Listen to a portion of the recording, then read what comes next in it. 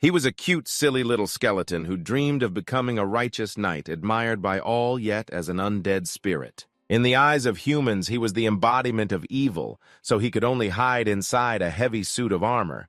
His name was Gray, originally a wandering spirit from the abyss. One day he met a strange human. At first, the terrified man swung his sword and cut off his head, but as an undead spirit, he would not die as long as his soul flame was not extinguished. And after a few days of interaction, the man discovered Gray seemed harmless, so he gave him his own clothes and even taught him many lessons about humanity. But one day, because there was no food in the abyss, the man's life was coming to an end. He told Gray that if he ever returned to the surface, he must never betray the goodness of this world. After he spoke, the man turned into a skeleton, and his soul flame merged into Gray's body. And so without his companion, Gray wandered aimlessly through the abyss. But the abyss was a dangerous place where one careless move could get you devoured. To survive, Gray disguised himself as a hanging specimen in the laboratory of the archfiend Brutu. Unexpectedly, the plan was a success. Moreover, he even secretly learned a great deal of magic from the archfiend. But one day, Brutu was too busy and wanted to turn the specimen-disguised Gray into a bone soldier to run errands for him, which scared Gray to death. He immediately caused a ruckus in the laboratory and escaped. As he fled, he also happened to grab a few treasures, which made the archfiend Brutu absolutely furious. He ordered that Gray must be turned into a real specimen. Left with no choice, Gray could only venture into human society, but to his surprise, here the moment humans saw him, they wanted to destroy evil. Fortunately, at that moment, Gray met a ghost inhabiting the body of a black cat. It told Gray that in human society, the undead are symbols of bad luck and death, and they will do anything to destroy you, a bringer of calamity. Just at this moment, at Mermaid's Port, a troop of soldiers suddenly appeared, led by the daughter of a duke named Erin, who was on her way to Count Caspa's estate to ask for aid. Seeing how much the people here revered Erin, Gray couldn't help but ask why those piles of scrap metal were so welcomed. What scrap metal? Those are knights, and knights are the embodiment of justice and light, so people willingly support them. After hearing this, Gray immediately said, if I become a knight too, then I won't have to fear humans anymore. And so Gray secretly found a suit of knight's armor from somewhere, and even went out of his way to find a book titled Guide to Success. But just then, the black cat said, even if you wear armor, that doesn't make you a knight. Don't let these cheap novels mislead you. Besides, even if you want to become a knight, at the very least, you need to have a war horse. Do you think there is any horse in this world that would let an undead mage ride it? Can you be a little more realistic? Hearing this, Gray fell into deep thought. It seemed he really did need a horse. Immediately after, he began to chant, I am the undead mage, Gray, hear my summons, and awaken, O great spirit. As the words of the chant echoed, a magic circle filled with strange symbols appeared. In no time, a skeletal horse charged out from the magic circle. The great Tenedos. Meanwhile, at the castle of Count Caspa, Erin had arrived with her subordinates. She hoped Count Caspa would help her inherit the title, but Caspa said the king has already decreed that the dukedom will be inherited by your younger brother. How could I dare defy his order? Erin retorted angrily, how ridiculous, my father has only ever had one daughter, and that is me. For the king to arbitrarily prop up some bastard son, is that not just a ploy to seize the Beshier family's territory? That's enough. If King Arian says he is, then he is. Right now, your only choice is to drop the Beshia name and marry my son. That might be the only way to save your life. Casper, so you've finally shown your true colors. If that's the case, then there's no need for more words. Then let's use the most ancient method of the continent to forge a new pact. A duel in the way of the knights. The loser must unconditionally obey the winner. After returning to their quarters, Erin's subordinates couldn't understand her decision. We only brought 20 knights. If it's a battle of attrition, we have no chance of winning. Erin said there's a nearby mercenary group that we can temporarily grant the status of knights. It's not like we have no chance of winning. The scene shifts back to Gray, who has now disguised himself as a wandering knight under the guidance of the Black Cat. They arrived at a nearby tavern. The Black Cat said, the place knights frequent most is a tavern. Now order me a fish. Just as they entered, they caught the attention of the leader of the Flamingo Mercenary Corps. This kid doesn't look half bad. Go ask him if he wants to join the Flamingo Mercenary Corps. Gray was overjoyed, not expecting people here to actually treat him like a knight. But then the Black Cat asked, Did you bring any money? Hearing this, Gray quickly took out 1 silver coin, saying he was so focused on grabbing the Archmage's treasures that he only managed to take 1. However, if they were short on cash, he could probably win some from that gambling table very quickly. Gray used magic to clean out the gambling table, winning quite a few silver coins. But as he prepared to leave the tavern with his winnings, 18 men blocked his path. Kid, if you know what's good for you, hand over all the money. Otherwise, you'll regret ever being born. Faced with their provocation, Gray didn't say a word. Instead, he mounted Tenedos. Then, in just a few charges, he sent them all tumbling to the ground. Even the black cat was stunned by the sight. To think the horse was so powerful, it turned out Gray had cast an enhancement spell on Tenedos. How could these ordinary men possibly be its match the next day? Gray confidently listened to his new comrade's flattery. With skills like yours, this tournament will be a piece of cake, right? Hearing this, Gray immediately blushed. Will they really grant me the title of knight? Of course. To participate in the tournament, that lady has granted each of us the temporary title of knight. Hearing it was only temporary, Gray was immediately disappointed. After all, what he wanted was the permanent status of a knight. Soon, the tournament officially began with the host's announcement. Although most of Aaron's knights could fight multiple opponents at once, but Lord Casper had hundreds of knights. Even if they could take down 3 for every one of their own, Aaron still couldn't win. Fortunately, they had temporarily recruited members of the mercenary corps as reserves. Gentlemen, this tournament is of the utmost importance to our Bisha family. I hope you will all give it your best. We're paid to do a job, so of course we'll try our best, but we can't guarantee the outcome. Seeing their lazy attitude, Horace was furious. What a bunch of rabble, but just then, Gray suddenly stepped forward and asked, Sir, if I win, will they grant me the permanent title of a knight? Early the next morning, the encampment was filled with a clamorous buzz. Mingling with the bustling crowd, whispers could be heard clearly. Heard the old lord is dueling some big shot from out of town. With our lord's physique? Are you stupid? It's their knights who are fighting, not them. Our Salty Fish Harbor hasn't been this lively in ages. In the crowd, some people in small groups eagerly led their teams inside. Look, this is that tournament I told you about. Someone's paying good money for this. We'll join in, he said with a thumbs up to a member. With your skills, this martial contest will be a piece of cake. Ray, still not entirely convinced, asked doubtfully. Will they really grant me the title of knight? Thebes placed his hand on his chin, his eyes showing a hint of hesitation, but he replied quickly, Of course. I heard that only knights can participate, so that young lady gave each of us the temporary title of street knight. Hearing this, Ray was taken aback. You could guess the dejected look behind his mask. It's only temporary. I want to become a real street knight. His 2 eyes lit up his ambition spoken aloud, at the same time inside a tent. A plate of fresh fruit was laid out as Casper sat leisurely enjoying it. He picked up a grape, put it in his mouth, and after eating it, rudely spat the seed out. He glanced at the bustling scene behind the curtain. I say, niece, look at how lively this is. It would be a great loss of face if you were to lose. I'm only thinking of our family's reputation. In contrast to his excitement, Aaron stated with an ice-cold expression, You need not trouble yourself with the family's reputation, Count. Hearing that strange tone, Casper looked dumbfounded. Why aren't you calling me uncle anymore? How strange. She pursed her lips, her expression revealing her anxiety. If I lose, I will of course abide by our agreement. If I win, I hope you won't make any more excuses, Count. Casper smirked insidiously, his sideways glance revealing his cunning nature. Of course, representing Casper, a high-ranking attendant stepped forward to read the announcement. This martial contest will include both mounted combat and foot combat using a wheel battle format. The 2 sides will send out 1 knight to duel in the arena. Losing the ability to fight or surrendering will result in elimination. The winner must accept the challenge of the opposing knight, and will have the right to decide whether the next match is mounted combat or foot combat, and so on. Victory will be decided when all the knights of one side have been eliminated. If Count Casper loses, he must swear an oath of fealty to Lady Elam. If Lady Elam loses, she must accept the marriage proposal of the Count's son, and the wedding will be held immediately, he said, lowering the paper and looking at the crowd. Next, please welcome the guardian knights of Count Casper to the arena. So many knights, there must be 100 or 200 of them.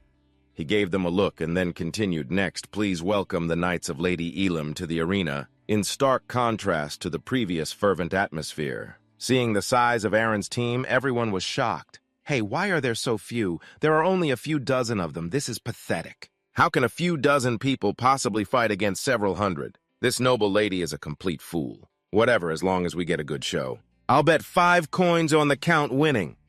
Knowing the odds were in his favor, Casper put on a condescending air and laughed insincerely. Elim paid no mind to the foolish words of the commoners. Don't mind them. Uncle knows you want to prove yourself. Rest assured, I won't let you suffer a humiliating defeat. Aaron didn't bother to argue, turning instead to ask host, have the mercenaries arrived? He immediately reassured her. Don't worry, they're already waiting outside. Without further delay, the martial contest officially began. The knights from the two sides charged, the tension palpable from the very first second as the clash of metal rang out. The deafening clang of steel on steel attackers and defenders clashed in a thrilling battle. One of Casper's soldiers carelessly left his head exposed, allowing his opponent to strike. He fell backward, suffering a humiliating defeat. First match, Elim wins, Casper loses. Immediately, 2 other combatants took the place of their teammates and charged forward. A heavy spiked mace was swung high into the air. Aaron's knight in blue slammed the weapon right into his opponent's stomach. The outcome was decided in an instant after that fatal blow. Second match, Elim wins, Casper loses. But when the 2 third knights stepped forward, the tables began to turn. Third match, Casper wins, Elim loses. Fourth match. Host felt uneasy about this sudden change in results. Damn it, our numbers are a complete disadvantage. My lady, let me go up, I can take down 10 of them.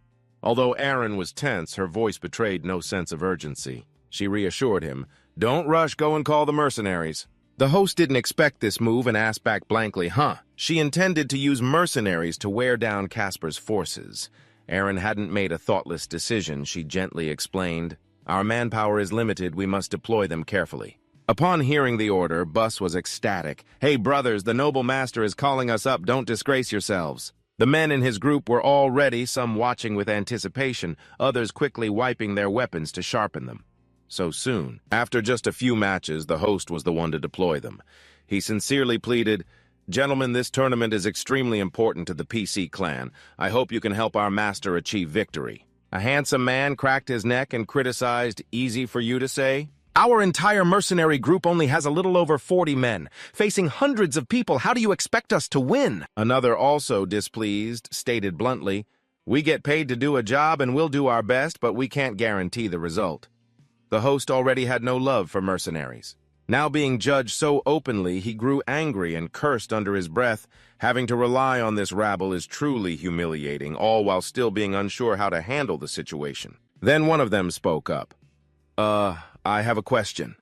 Ray bravely raised his hand and got straight to the point. Mister, can you grant me knighthood? The host was dumbfounded, wondering, didn't the young lady already grant you the title of street knight? And Ray looked straight at him, his eyes sparkling with hope. That's not what I want, not a temporary title, but a real knighthood. But the host, of course, didn't want these insolent mercenaries to be on the same level as him. He clenched his fist tightly, cursing, give them an inch and they'll take a mile. But just at this moment, Aaron stepped forward. Hold on, she said in a gentle yet dignified voice. You want to be a real knight very well. But a knighthood must be earned through merit, it cannot be granted casually. Sir, if you can defeat 50 men for me, I will grant you the title of knight. What do you say? Ray didn't expect this situation. Aaron's request made his face turn serious. The kitten also looked bewildered. 50 people, are you kidding? This woman is just making things difficult. The kitten glared and whispered into its master's ear, Ray, refuse her. But unexpectedly, he just beamed with a wide smile. He gave a thumbs up in agreement. All right, it's a deal. The kitten instantly froze like a statue, its eyes wide and mouth agape in disbelief. Aaron let out a sigh of relief, her shoulders relaxing, while the host stood beside them completely dumbfounded. How refreshing. I shall await your good news then. Let's go, host. He was so dazed it took him a moment to understand, yes. Behind them, the clear sound of a kick and a sharp curse was heard.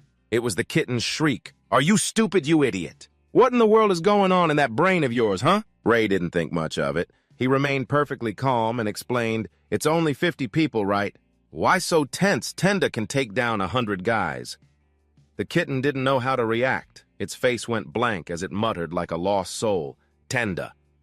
In the arena, the two knights from Casper's and Aaron's sides were still fighting fiercely, not forgetting to throw taunts at their opponent.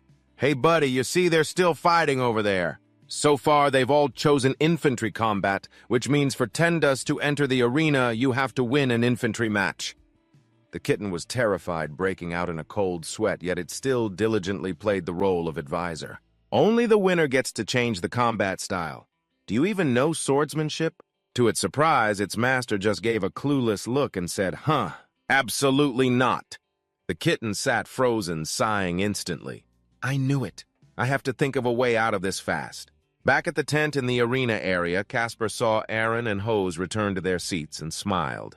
"So Elam is back. I never expected you would go. To ask for help from that group of hooligans, that mercenary band. No wonder the family has fallen so low." Aaron slowly sat down in his chair, not forgetting to retort to the malicious taunt. "We'll have to wait until after the match to see if we've fallen or not." Outside, one of Pass's subordinates called out to him. "Boss, the young lady is calling you to the stage."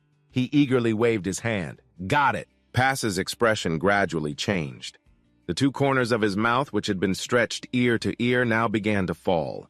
It seems the fun vacation is over. When the sword blade left its sheath, the initial goofy grin was replaced by an arrogant smirk. "So let's get serious." His demeanor and aura startled Count Casper for a moment. Pass entered the match with the incredibly arrogant mindset of a powerful fighter. It wasn't long before the well-trained knight had to yield the stage to him. Pass's agile and decisive sword strikes gently pierced the fighter's chest, making it look like he was just playing around. Not at all like a duelist in a match. In an instant, his opponent collapsed backward. Pass celebrated by himself, puckering his lips to whistle a cheerful tune. His mercenary group and the audience below cheered enthusiastically. "Pass, pass, that was beautiful, Pass. Get another one, get another one." Casper, sitting inside, grew anxious, his body trembling with anger. "Damn it, who is that mercenary? He's won 5 matches in a row." His attendant leaned in to report. "He is the leader of the Red Scorpion Mercenaries, bad guy." Casper regained his composure, sizing up the opponent. "He's just a mercenary, that's all.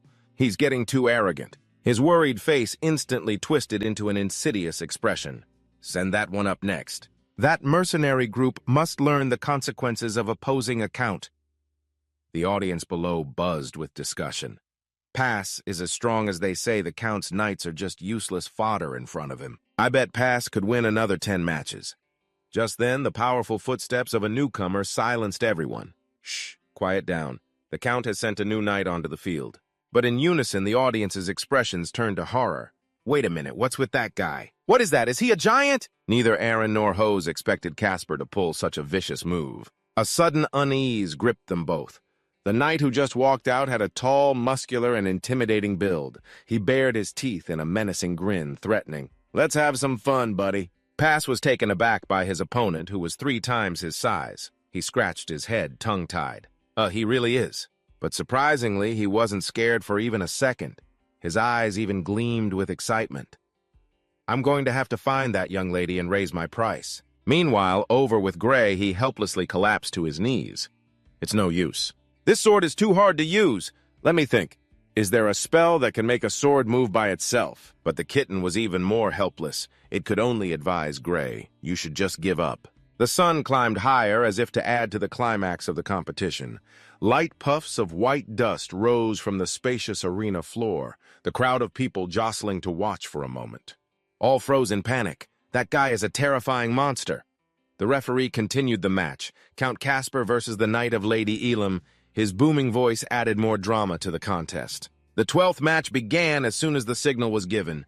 That giant immediately lunged towards Pass. He was nimble and with a smaller body, so he instantly dodged out of his opponent's sights. He couldn't hesitate like before. He drew his arm back slightly to build momentum for his sword strike, slashing in an arc to inflict more damage on the giant, but unexpectedly the giant treated it like a mere itch, his pupils flashing along with a sinister smile.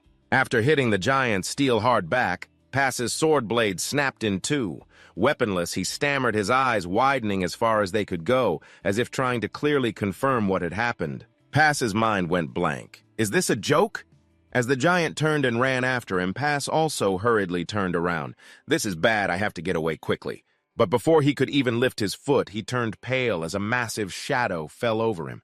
The giant opened his mouth, roaring with power while bringing a sword down upon him. The necklace Pass was wearing around his neck snapped right after that. It flew freely up into the sky. Aaron and Host couldn't look away even though both were terrified inside. Until now, Pass was the only gladiator to have coughed up so much blood. His body staggered backward, then he gave up, letting his opponent fling him to the very edge of the arena. Pass's abdomen was still oozing blood, staining the fabric there a deep crimson.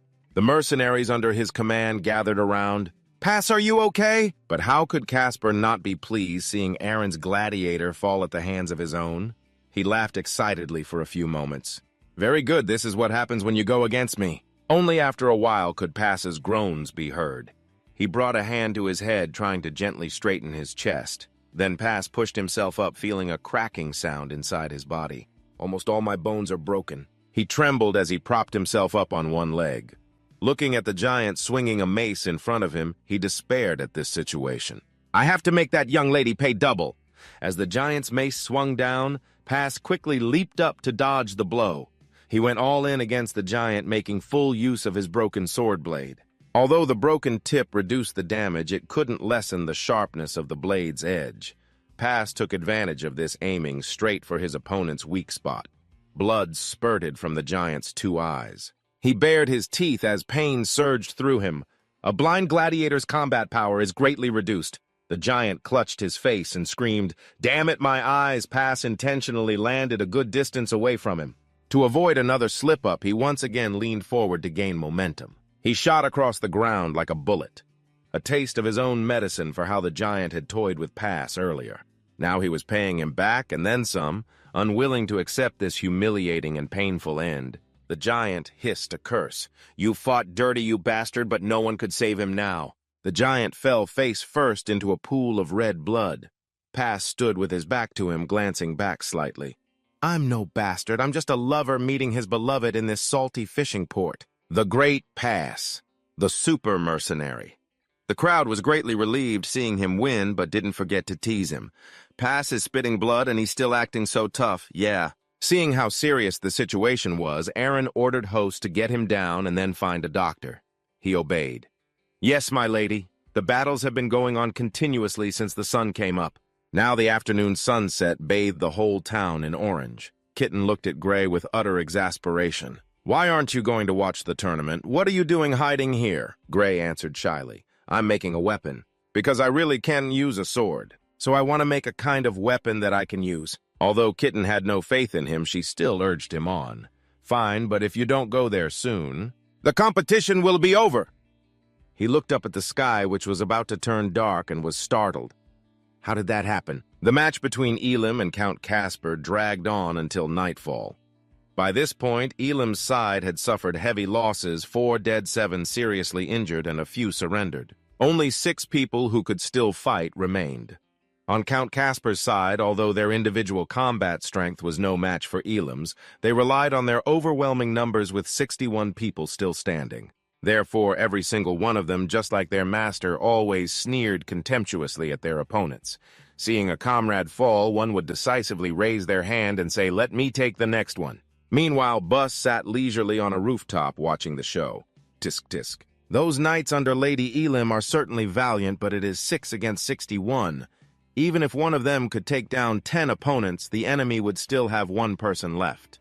It is a no-brainer they cannot win." As he was sitting there eating cake and enjoying the spectacle, Host suddenly called up from below hay-chewing with a mouthful of cake. He replied, "What do you want with me, old knight?" Host looked up with a scowl. "You have the nerve to ask why I am looking for you. More than half of the mercenaries under your command surrendered mid-fight. What is wrong with you people? Where has all your knightly spirit gone?" Bus shrugged indifferently, resting his chin on his hand as he retorted, "Come on, old man, you said it yourself. We are mercenaries, not knights. We are only paid to fight for you, but we never said we would die for it." Bus's practical logic left Host speechless. He was trembling with anger. "This brat. Calm down, calm down, calm down. I did not come here to argue with him." Host tried to regain a calm tone. "Let us put this aside for now. In your group, there is a guy who crossed the sea and claims he can take on 50 men, the one who always has a cat with him. Where is he, Bus? As if suddenly remembering, Shrug spread his two hands wide and laughed. Oh, you mean Gray. Who knows? Maybe he got tired of waiting for his turn and went to feed his cat or something. Host's voice turned serious. I am not messing with you right now. The situation grew more tense as the referee announced the result. Count Casper's side wins again. Host had to cut himself off and turn around, clicking his tongue in disgust. He hurriedly pushed through the crowd and stormed towards the arena. At this rate, Lady Elam's side would be down to just 5 people. I cannot let Casper keep winning like this. The referee was still commentating enthusiastically. It looks like this match will be decided very soon. Host's fighting spirit flared as he made his decision. It seems I have no choice but to go out there myself. Just as he was about to step forward, a deafening noise stopped him in his tracks. Startled Host reflexively whipped his head around to look. What was that sound? Someone was approaching the arena, immense power gathering at their feet, just seconds before the gate to the barracks had suddenly begun to shake. Less than a second later, it came crashing down, creating the noise from before. The crowd stared, their mouths hanging open in disbelief. Gray, now fully equipped, was ready for battle. Excuse me. His eyes were as sharp as daggers, his voice firm and clear. How many people does Count Casper have left? Casper, who had been lounging in his seat, felt his smile instantly disappear. The glass in his hand dropped and shattered. Meanwhile, Erin, who knew he was on her side, was so surprised she jumped to her feet. The worry in her big, sparkling eyes began to melt away. The corners of her mouth relaxed into a small, amused smile. This guy, he is pretty good. But Gray had not just broken the gate, he was carrying the huge thing on his shoulder, and he still had enough energy to roar at that old man. On Count Casper's side, Host, who was about to make a last stand, was now frozen to the spot after witnessing Gray's incredible strength. But he quickly snapped out of it to give him instructions. Perfect timing, there are still more than 50 of them. You can go right ahead. Gray grinned and accepted. All right then. Just as I thought, I am right on time. Well then, I am heading straight into the arena. As soon as he finished speaking, he hurled the large gate forward. It soared through the air, creating a whooshing sound like a storm as it tore through the wind. The gate flew straight as an arrow and crashed into the center of the arena. And finally, it plunged straight into the ground, standing tall as if drawing a line, knocking the nearby gladiators far away as the gladiator on Casper's side trembled like a leaf. The opponent clutched his shield defensively, while Ray grabbed onto the top of the gate, perching himself on it and looking down with a sly grin. The time for games was over. Ray sprang to his feet, releasing the iron chains on his spear, and announced, I'm ready. Let the match begin. The opponent gulped, trying to suppress his confusion and fear. Before Ray even made a move, he dropped his weapon, knelt down, raised both hands, and cried out, I surrender. This side chose to surrender. Ray wasn't arrogant or teasing. In fact, he was overjoyed to see it. All right, then. He stood up high, craned his neck, and shouted loudly. Next, whoever was called upon cried and wailed miserably, I don't want to go. Are you kidding? Fight that kind of monster. I'll be sent straight to my grave. All the gladiators who were so arrogant moments ago were now in a frenzy, shoving the responsibility onto one another. You go, no, you go. Why don't you go? Aren't you supposed to be the tough one? The Count is still watching. You should go. Knight Gray stood alone up high, watching this chaotic scene unfold. Casper couldn't take it anymore, clenching his fists and cursing. How dare he tear down the Count's manor gate to use as a weapon? Ridiculous. I absolutely will not allow this to happen. Gray's actions had stirred up the entire town. People flocked to see what the heck is that. It looks like the Count's main gate. Who is that guy? What's his name? He's so badass. But Casper was anything but happy to hear these words. He clenched his fists so tightly his veins bulged. Damn it. How did things turn out like this? His attendant leaned in and whispered, My Lord Count, this is bad. The knights would rather resign than fight. However, it's not as if we don't have another option. We just need to change the competition format to mounted combat, a joust Casper repeated. He sighed wearily. I suppose that's the only thing to do. Ray grew bored from waiting. He looked down impatiently. Isn't the next challenger here yet? They're so slow. Finally, someone stepped out. Casper stood below, arms outstretched like an orator. Young knight, your strength is truly something to be admired. As the organizer of this competition, I am very eager to see your horsemanship skills. Perhaps everyone here is also wondering if your equestrian skills are as worthy of admiration as your strength. This sudden proposal left Gray confused. Horsemanship. Aaron, seeing through the old count's treacherous nature, gritted her teeth in anger. She stood up and decisively confronted Casper. The rules of the competition are supposed to be set by the winner. To decide the format of the next match, right? He retorted defensively. Don't be so rigid, Elim. If you don't accept a mounted combat match, my men will not fight. If they don't fight, the competition will drag on indefinitely. That's not the outcome you want, is it? Aaron, being upright and kind, didn't know how to respond to Casper's venomous taunts. So he leisurely continued his proposal. In short, brave knight, are you willing to accept the request for a mounted combat match? Ray was completely unprepared for this situation. He didn't know what to do. He could only scratch his head and stammer, Excuse me, if I accept the mounted combat challenge, can you send all of your knights to fight me? His request startled Aaron. She couldn't believe her ears. Casper also never expected Ray to be so audacious. Everyone was stunned. You mean, the last one on my side will take the field now, Ray said sharply, his voice rising coolly. If you guys only fight halfway and then refuse to come out, I won't be able to fight all 50 people. Sir House snapped, scolding. Are you insane? How can you possibly deal with so many people all by yourself? Casper, proud of his superior numbers, of course agreed. Certainly it's a deal. What a wonderful suggestion. An idea sparked in House's mind. This is sheer madness. He frantically tried to stop this absurd duel, but a voice suddenly rang out, extinguishing his resolve. Ray, that is your name, isn't it? Aaron stepped outside, looking up at the knight standing high above. Seeing her, House paused. My lady, you place your complete trust in Gray in this situation because he is 10/10 certain. And only then did he make such a suggestion. Is that right? He seemed surprised to see her come out this far. Oh, not wanting to disappoint Aaron, he lightly thumped his chest and affirmed that's right. I will bring you victory. Aaron's spirit was soothed, and she spoke gently then, that is good. Go and show your prowess to the Count Ray. May the Holy Spirit be with you. Ray rose onto his toes, and in the next moment he was gone from the top of the gate, diving straight down below, not forgetting to thank her for her kind words. As he was about to land, a horse flew in from nowhere to catch him. The crowd buzzed with excitement following this shout. Quick look over there, and everyone turned their eyes up towards the starry sky. Gray's kitten was spurring a flying horse to meet him. The people's eyes were glued to this magical scene. A horse on the rooftop. Ray twisted midair, gently grabbing the reins to land on its back, while Casper impatiently urged his men, What are you gawking for? Tell our knights to get into the battle. His attendant quietly replied, Yes, sir, then turned and shouted, All knights prepare for battle. A cavalry troop was led to the arena, the knights spurring their horses forward one after another. Whether we can regain our honor depends on this battle. Take that guy down. End this farce. The kitten was intimidated by the opponent's overwhelming morale, its face going blank. Hey, Ray, what in the world is going on? Casper's cavalry was numerous and unpredictable. A bald man, apparently the leader, frowned and roared. The opponent is only one person. This is a great chance to turn the tables in one go. All of them, with spears and lances ready, charged forward with seething energy. The bald man led the charge, pointing his sword at Gray, who cleanly dodged by leaning back. He looked at the man, his eyes unwavering and resolute. Since the opponent struck first, he didn't bother holding back or playing fair, his hand moving down to grip the hilt of his sword. With one hand, he delivered a decisive slash, while the other pulled the reins, urging his horse toward the next opponent.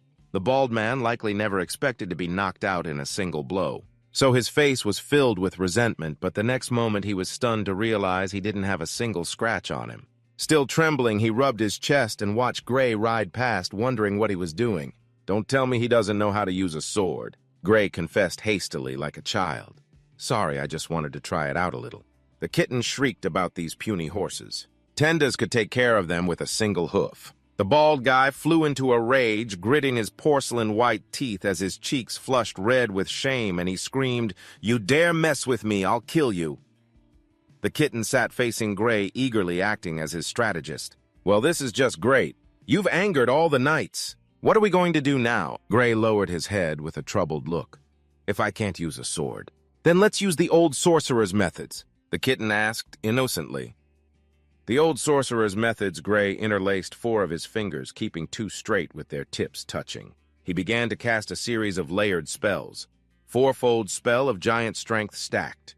A 4-fold protective armor spell stacked on a 4-fold swift wind spell. The bald guy caught up to Gray and aggressively raised his sword. He stopped. A great chance everyone charged forward, but they didn't know that he had stopped intentionally to face them. This was no longer a test. Blood flowed in streams as one by one they fell to Gray's powerful spiritual energy. He spurred his horse and charged straight into Casper's troop of knights. Wherever the horse's hooves trod, they brought a murderous aura that claimed lives. Chaotic sounds filled the air. "Get out of the way, what is that?" "It's no use. We can't stop him." One of them spoke up to reassure the others. "Don't panic, this kid's specialty is riding." He cunningly aimed his sharp spear at Tendas's neck. "We just need to kill his horse." But he had no idea that Tendas also possessed a source of spiritual energy, so his spear couldn't even touch its hide, let alone the fact that he was kicked squarely in the stomach by a hoof. Causing him to spit up blood, Tendas's kick sent him sliding a long way. Gray took the opportunity to gallop away. The remaining knights hastily dodged to both sides. "Damn it, what kind of joke is this? Get out of the way or you'll be sent flying." He laughed with glee, grinning from ear to ear. "Tendas, you're having fun, huh?" The man from before now lay pitifully on the ground, coughing his lungs out. He lifted his head to watch Gray's retreating figure, forced to exclaim, "So terrifying. That's truly a monster." Under the gentle light of the full moon, Gray's proud silhouette sat atop his horse, both majestic and romantic. The painful reality made Casper lose his composure. He shrieked, "Impossible!" There must have been a mistake somewhere. Host felt happy for Gray. He really did it. The sword that Bunny Gray had dropped was picked up by Aaron. She called out loudly after the knight. Aaron respectfully presented it with both hands. "Your sword." Gray didn't dare to look at her, accepting it shyly. "Ah, thank you." Aaron remained standing there for a moment before Gray took the initiative to remind her also about that other thing. "I've fulfilled our agreement. I've defeated 50 people in the competition. Can you bestow the title of knight upon me?" Aaron looked at him and smiled. Today she could finally feel at ease. A gentle smile bloomed on her fair face. "Of course I will fulfill my promise to bestow upon you the title and rank of a knight." All the spectators who watched the battle cheered enthusiastically, congratulating Gray. Spring Holy Calendar 50,753 within the Kingdom of Izak. In the south of the great CL continent, a great knight was born who would one day change the entire state of the world. Some, because of this, left in anger. Some cheered enthusiastically, but he himself was still unaware of this. He was busy with tears welling up in his eyes while everyone else roared with laughter. "Why are they tossing me up? I've been exposed. When did this happen? They're not going to shatter my bones, are they?" A young man with a beaming face ran off excitedly, shouting loudly, "Hurry to the other side of the city wall." His friend asked curiously, "What's wrong? What's happening?" Near the wall, many people are gathered in rows, screaming as if they've seen an idol. "It's gold, there's gold. A rain of gold, silver, and precious stones is falling from the city wall." The people around were cheering. The knight who defeated 50 people yesterday is giving out gold and gems. Long live the knight! While the people were overjoyed, the kitten stood frozen like a stone statue, its eyes wide, muttering, "I say." It turned to Ray with a look of disbelief and asked, "What are you doing?" While tossing gold down from the city wall, he smiled brightly and replied nonchalantly, "I'm sharing the treasure I found with the poor. It all started last night." Ray was kneeling being knighted by the cool, goddess-like Lady Erin. The silver moonlight symbolizes good fortune. "We met under the moonlight, so I will bestow upon you the title of Silver Moon Knight." After the ceremony concluded, she said, "Please forgive me for such a simple vow ceremony. I hope you will stand by my side from now on, my knight." He answered bravely, "Yes, I will fight for you." He then went to a large, magnificent, and splendid palace. A servant led Gray to a room and said, "This is the room the young lady has arranged for you, esteemed Silver Moon Knight. Please rest well." He nodded and replied yes. Gray entered and looked around the luxurious room with its large bed-silk curtains and scented candles. He let out a sigh and philosophized, "This world is truly insane." The kitten, who had already been sprawled out on the bed for some time, leisurely wagged its tail. So the demon really became a knight. Gray let out a small smile, but suddenly his laughter grew more and more maniacal. This startled the kitten, which turned its head, its eyes full of judgment. Contrary to his imposing and cool appearance, he jumped up and down and cheered like a child who had just received a favorite toy. "I'm a knight now. I'm a knight now." He was so excited that he ran back and forth in the room. The kitten sighed and thought to itself, "This laughter really has that demon's flavor to it." After a while, Gray calmed down, took 3 deep breaths, and pulled out a book, nodding. I can't get so excited. As a knight, there are many things I don't understand I must study quickly. He sat properly on the bed, flipping through the pages like a student before a final exam. The kitten beside him curled up lazily, wagged its tail, and said, "Study, study. Just don't make any noise, I need to sleep." Hearing this, Gray picked it up and pleaded, "Don't sleep, I still need your help and advice." He flipped a few more pages, pointed at the book, and read aloud as if giving a presentation. The knights in the book always share the treasure they find with the poor. Feeling confused, he turned and asked the kitten, "So where do I find treasure? And who are the poor back in the present inside the study?" Aaron was sitting and approving documents with a serious expression when two of her subordinates entered. Without looking up from her work, she asked, "It's early in the morning. Why are the two of you looking for me, Abby and Rubelhouse?" Abby spoke first, his voice full of dissatisfaction. "Forgive me for being blunt, my lady, but are you really going to use that Gray fellow?" Aaron calmly replied, as if she had just heard something perfectly normal. "You must have witnessed his prowess with your own eyes. I need his strength." He offered a series of reasons to dissuade her, but we do not know his true identity, nor do we know his past. He did not even lower his helmet during the oath ceremony. What if he was sent by the king? Hearing this, Aaron unconsciously tightened her grip on the quill pen in her hand. The ink bled onto this paper. Regaining her composure, she spoke. "If he were sent by the king, I would not be able to sit here talking with you right now." "Right." Startled by the question, he was stunned. Aaron sighed softly, her voice gentle as she advised, "Do not use those you doubt, and do not doubt those you use. Abby, he is the steward I trust the most. I hope this matter will not be brought up again." He could only bow his head and reply, "Yes, my lady." Just as the atmosphere was both tense and serious, the door to the room was suddenly kicked open. A knight panting heavily rushed in and shouted, "This is terrible, Lady Aaron!" His face was filled with panic as he stammered, "The Silver Moon Knight, the Silver Moon Knight, he." His next words left all three people in the room petrified. "He robbed Count Castor's treasury and is now scattering the money on the city walls." Hearing the story, a vein throbbed on Aaron's temple, and she was so furious she snapped the pen in her hand into two pieces. The sound of the snap made both host Abby and the knight flinch and turn their heads. Aaron propped her hands on the table and took a deep breath, her whole body emitting a dark aura like a final boss preparing to strike. Everyone asked with fear and worry, "My lady, are you all right?" "Your complexion is not very good," she replied. "I am fine." "Is Ray still on the city walls? I am going to see him." Everyone hurriedly tried to stop her. "My lady, please calm down. Put down the sword in your hand first." But Aaron had never considered herself a standard lord. In the air, two swords clashed, radiating a sharp aura. On the training grounds, Aaron was seriously practicing swordsmanship with her father. She listened to his grand explanation. "Above is good. Pay attention to your defense carefully, huh?" Suddenly, her father abruptly changed his attack direction, causing Aaron to slip as if on a banana peel. Seizing the opportunity, he immediately struck to take Aaron down. She landed on her bottom, her sword knocked to one side. He smiled and said, "What is wrong, Aaron, if you fall at this level? Then you can never become the next Grand Duke of the BC family, you know." But Aaron had a trait that even she did not notice. She struggled to kneel up, panting. Inside, Aaron was fuming, emitting a murderous aura and muttering, "What hope do you have for a girl who is not even 10 years old?" Old man, but on the outside she put on an Oscar-worthy performance of an obedient child. "Please let me try again, father." That was her. She was extremely skilled at putting on an act. Back to the present. In the mansion's hallway, Aaron led the way, followed by Host and Abby. Her face was dark, her heart filled with resentful blame. What is that knight doing at a time like this? Does he want to cause more trouble for me at this crucial moment? That old fox Castor is the same. He clearly lost the duel. Yet he keeps avoiding me, refusing to sign the oath.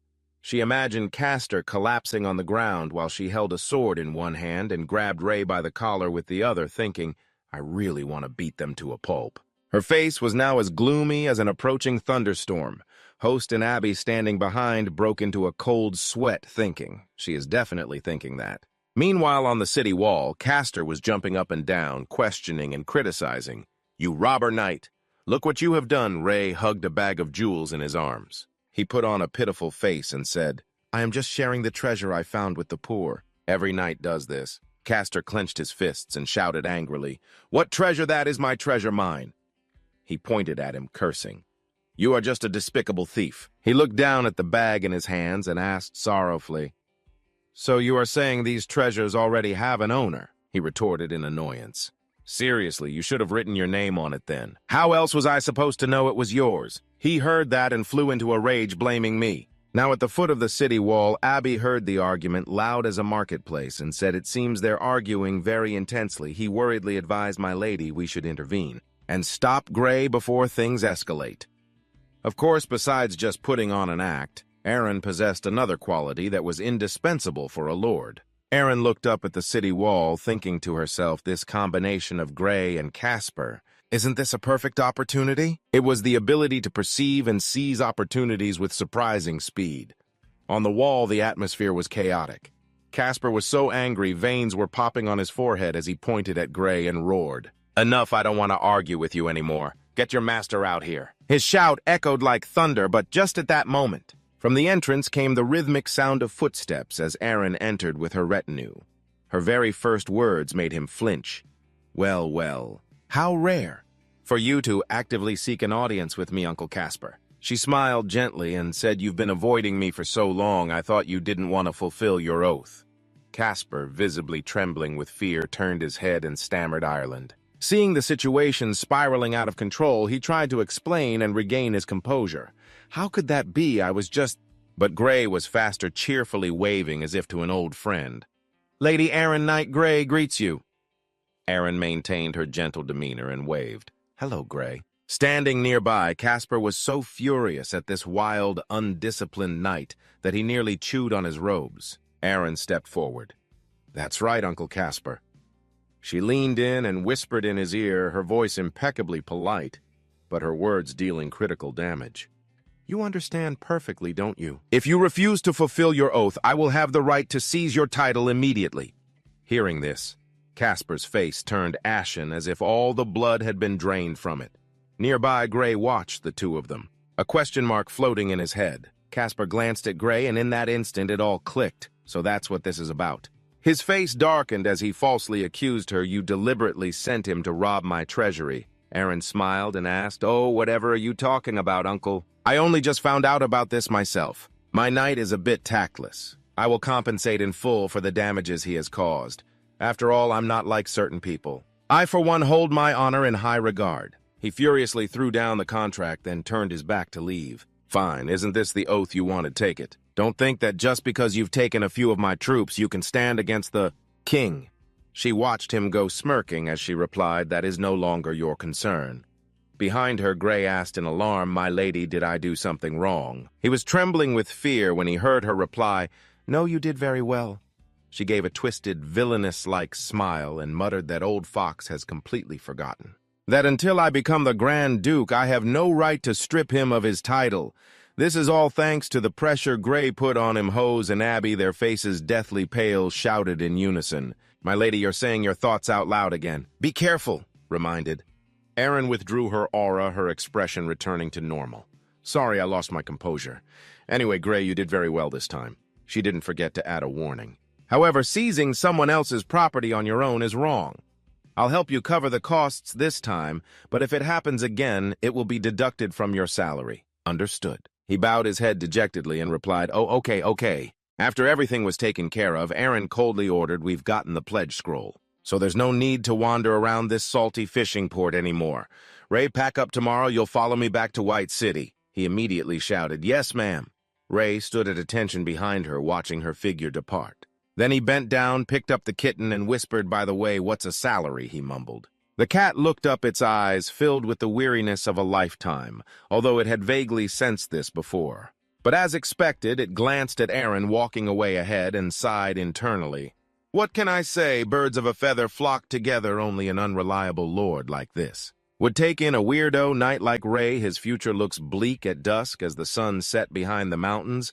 Aaron rode at the head of the troop of soldiers moving forward. Riding behind on his horse, Ray glanced around and was astonished to see the road crowded with soldiers. Turns out we have this many people, huh?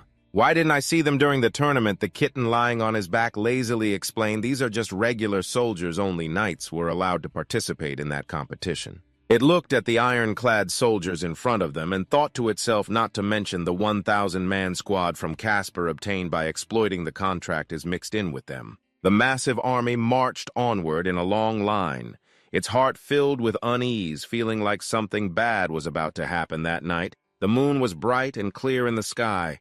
The army had stopped to set up camp and light fires, and while everyone was resting, a frantic voice suddenly called out from the camp, "Lord Grey, Sir Grey, the Silver Moon Knight." A soldier rushed over out of breath, and upon seeing Grey on his horse petting the kitten like it was at a spa, he sighed in relief as if he'd just been saved. "Silver Moon, I finally found you, sir," he asked doubtfully, looking for me for what the soldier replied. "I'm not sure about the details. Lord Host ordered you to go to Lady Erin's tent." Inside the main tent, Host stood with his arms crossed, veins popping on his forehead. Unable to hide his frustration, he shouted, "My lady, I still can't accept this." Erin, who was sitting and reviewing documents, explained softly, "Casper's pledge is an opportunity. We can use it to compel more lords to join our faction. Therefore, I need reliable messengers to spread this news. There is no one more trustworthy than you two. So what exactly can't you accept?" But Host, full of worry, pointed out, "If you send me and Abby Robbins away, won't you only have Grey left by your side? What if that kid has some ulterior motive?" Erin slammed her pen on the desk, freezing the air and cutting him off enough. This always circles back to the issue with Grey. "Then let's talk about reality for a moment." She rested her chin on her hand, looking at her two retainers, her gaze calm, but her words hit like a bombshell. "If Grey had malicious intentions toward me, would you two be able to stop him?" The two of them froze like statues upon hearing this, their faces pale as if struck by lightning, unable to argue back. Erin calmly observed their stunned expressions and sighed softly, her voice as light as the wind, yet deeply philosophical. "You can't, can you? So instead of staying by my side, it's better for you to act as envoys to expand our faction." Just then, Grey gently entered the tent with the clueless look of a new student reporting for the first time. "Lord Host, were you looking for me?" Instantly, the temperature in the tent seemed to drop below zero as both Host and Abby turned their heads at the same time. Their gazes were icy and filled with a palpable hatred, making Ray tremble before their death stares. He couldn't help but worry, wondering to himself, did I do something wrong? Why do I feel like they're all targeting me? But to his surprise, Host approached, placed a hand on his shoulder, and said in a deep, warm voice, "I'm entrusting the lady's safety to you." Ray, which made him jump, huh? After saying that, Host and Abby Robles immediately left the camp, so Ray was left behind in a level 10 mental crisis, his mind racing with questions. Why on earth did he call me here? Who is Antoine? Is it the young lady's pet? What should I do? He stood frozen, turning to look at Erin, who was approving documents, planning in his head how to ask without sounding stupid. Or maybe I should just ask Lady Erin. She seems very nice. Let me think about how to start. "Milady, where is your Antoine?" He remembered the cat sleeping lazily outside the stables and wanted to bang his head against a wall. Why is the black cat sleeping outside right now? Somebody help me. As if sensing his anxiety, she asked, "Are you very worried?" Hearing her voice suddenly made him jump. No, I'm not worried because I don't know what to do at all." Erin rested her chin on her hand and mumbled, "You don't know what to do, huh?" She gave a simple explanation that Ray was very grateful for. "Simply put, just stand guard here. Defeat anyone who tries to ambush me." She rested her chin on her hand, amused.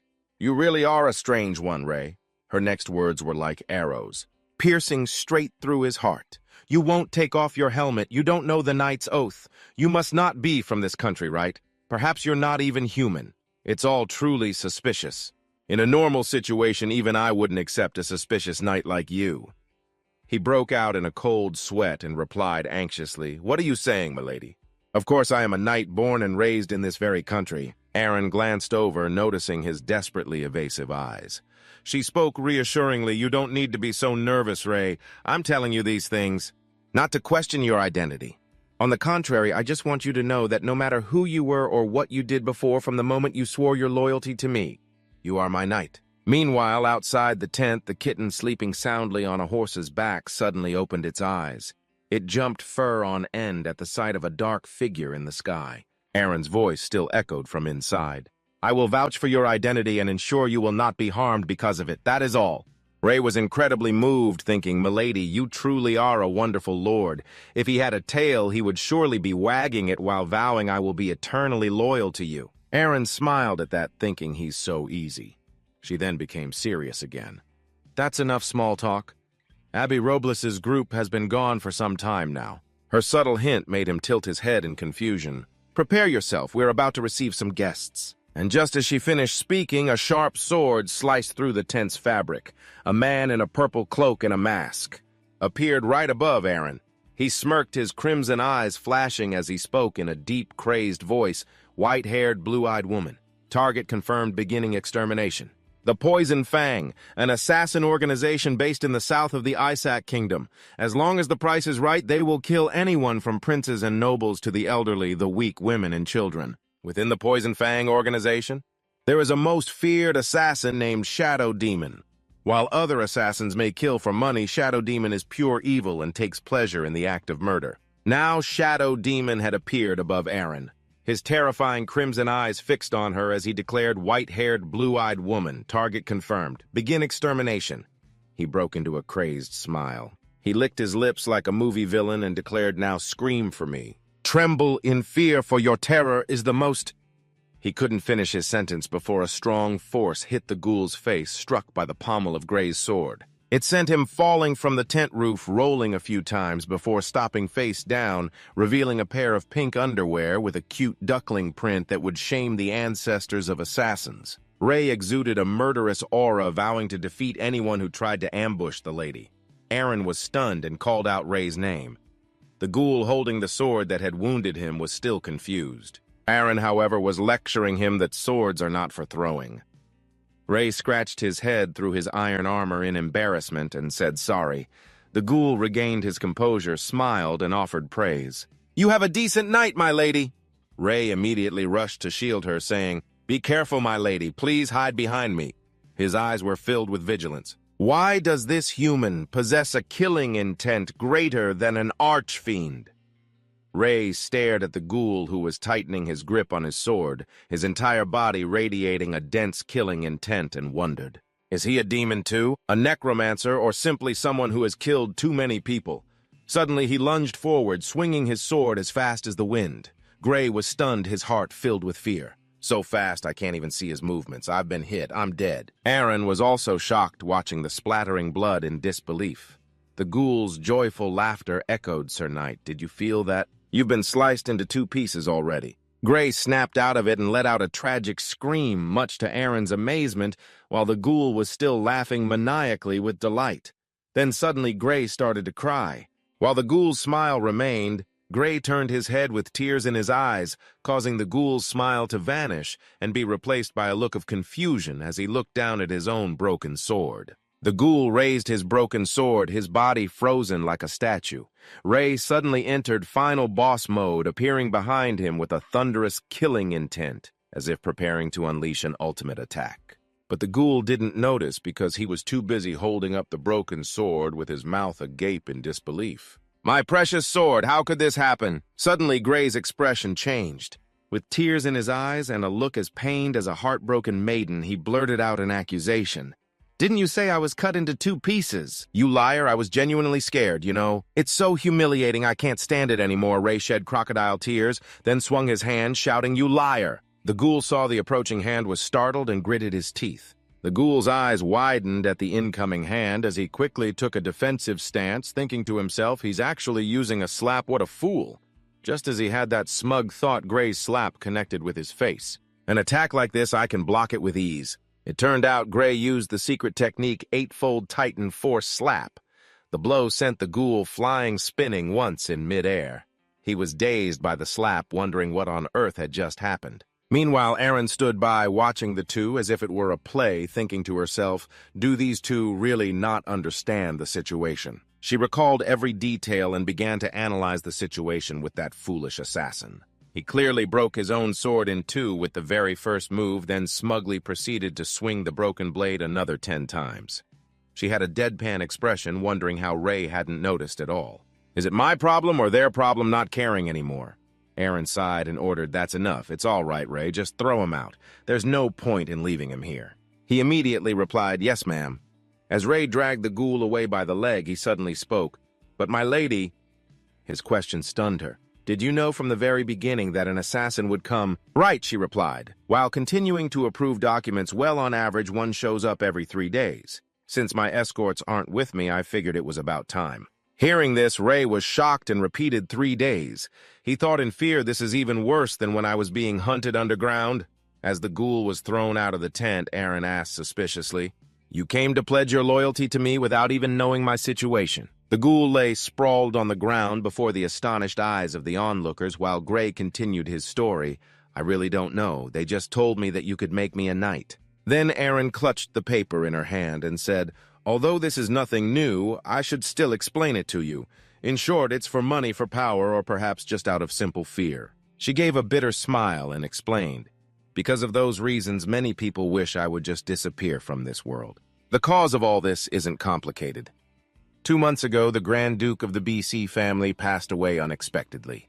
He left a will specifying that his only daughter, Aaron, would inherit his title and estate, but at that very moment, an illegitimate son named John suddenly appeared.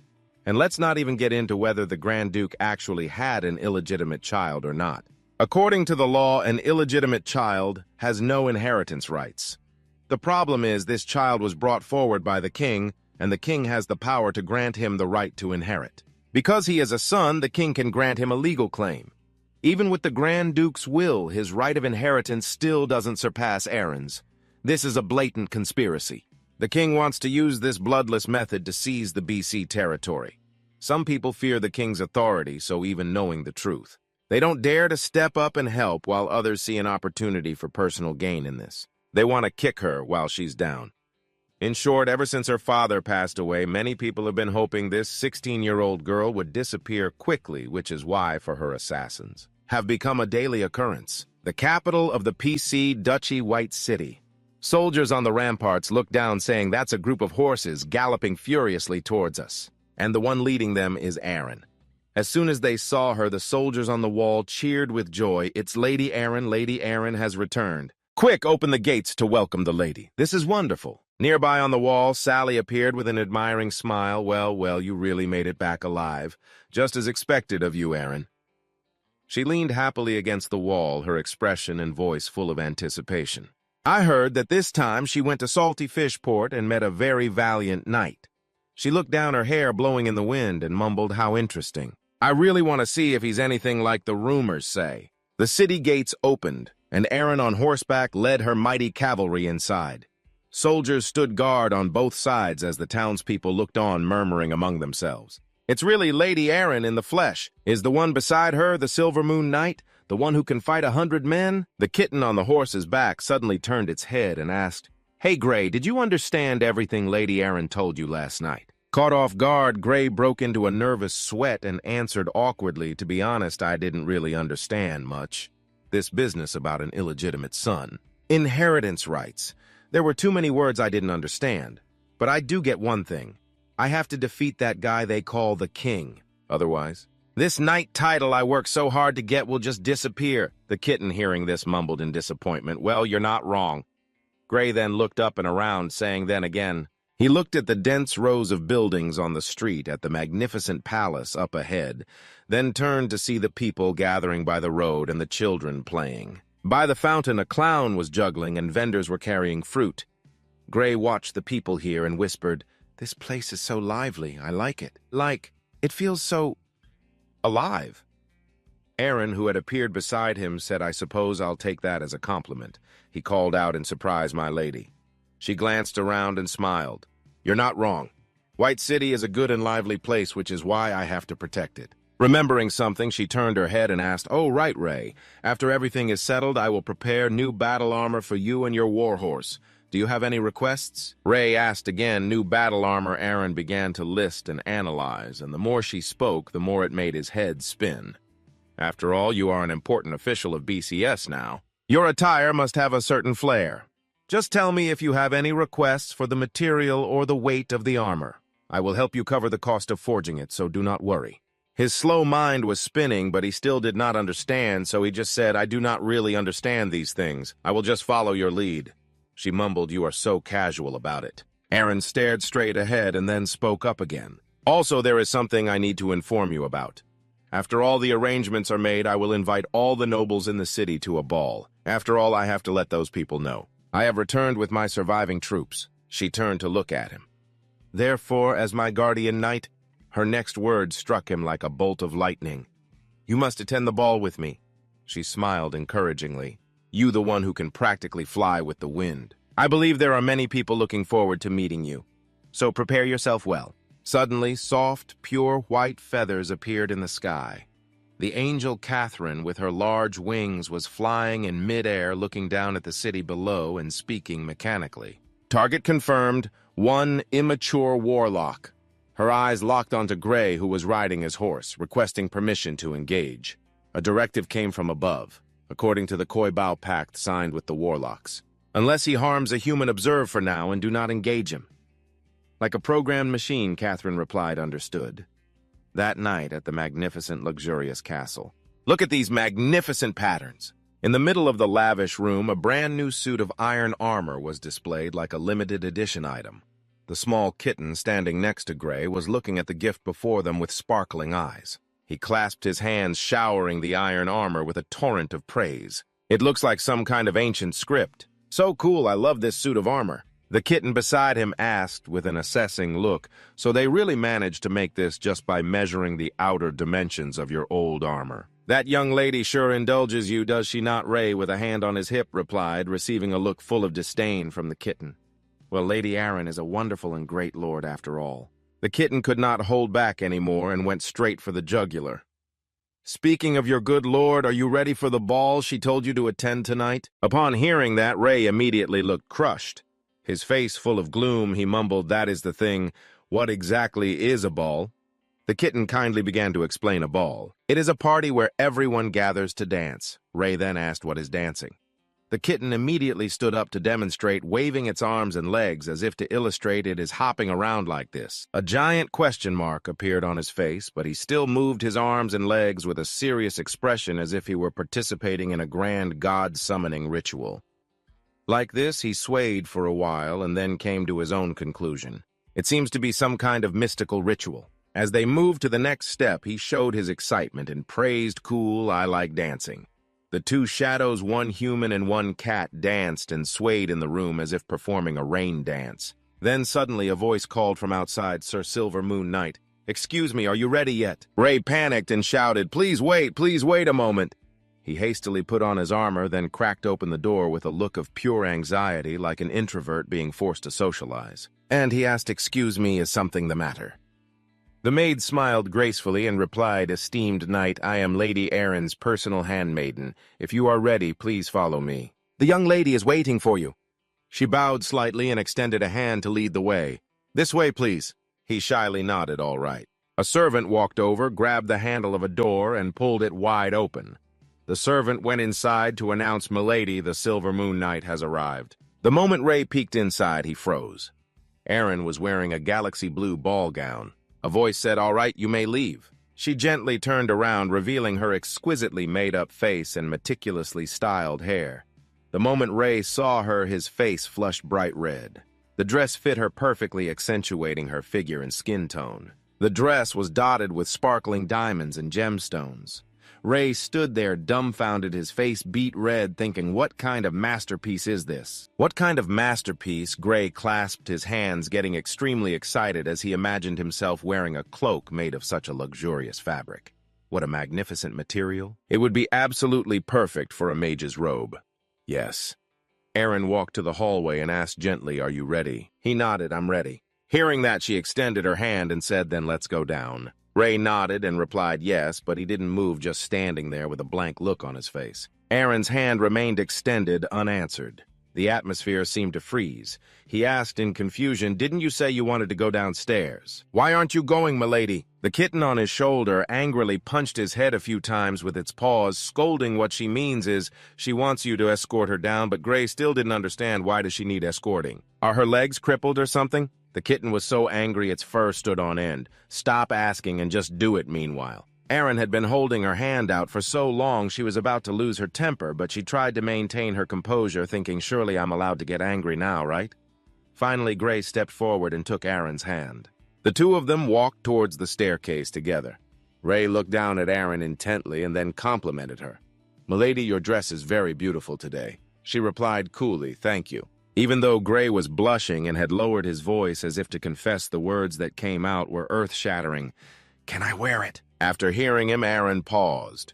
Regaining her composure, she whipped her head back and asked, "What did you just say?" Ray looked at her with pleading, puppy-dog eyes. "Can I wear it?" She asked again, stunned. "That's not the issue.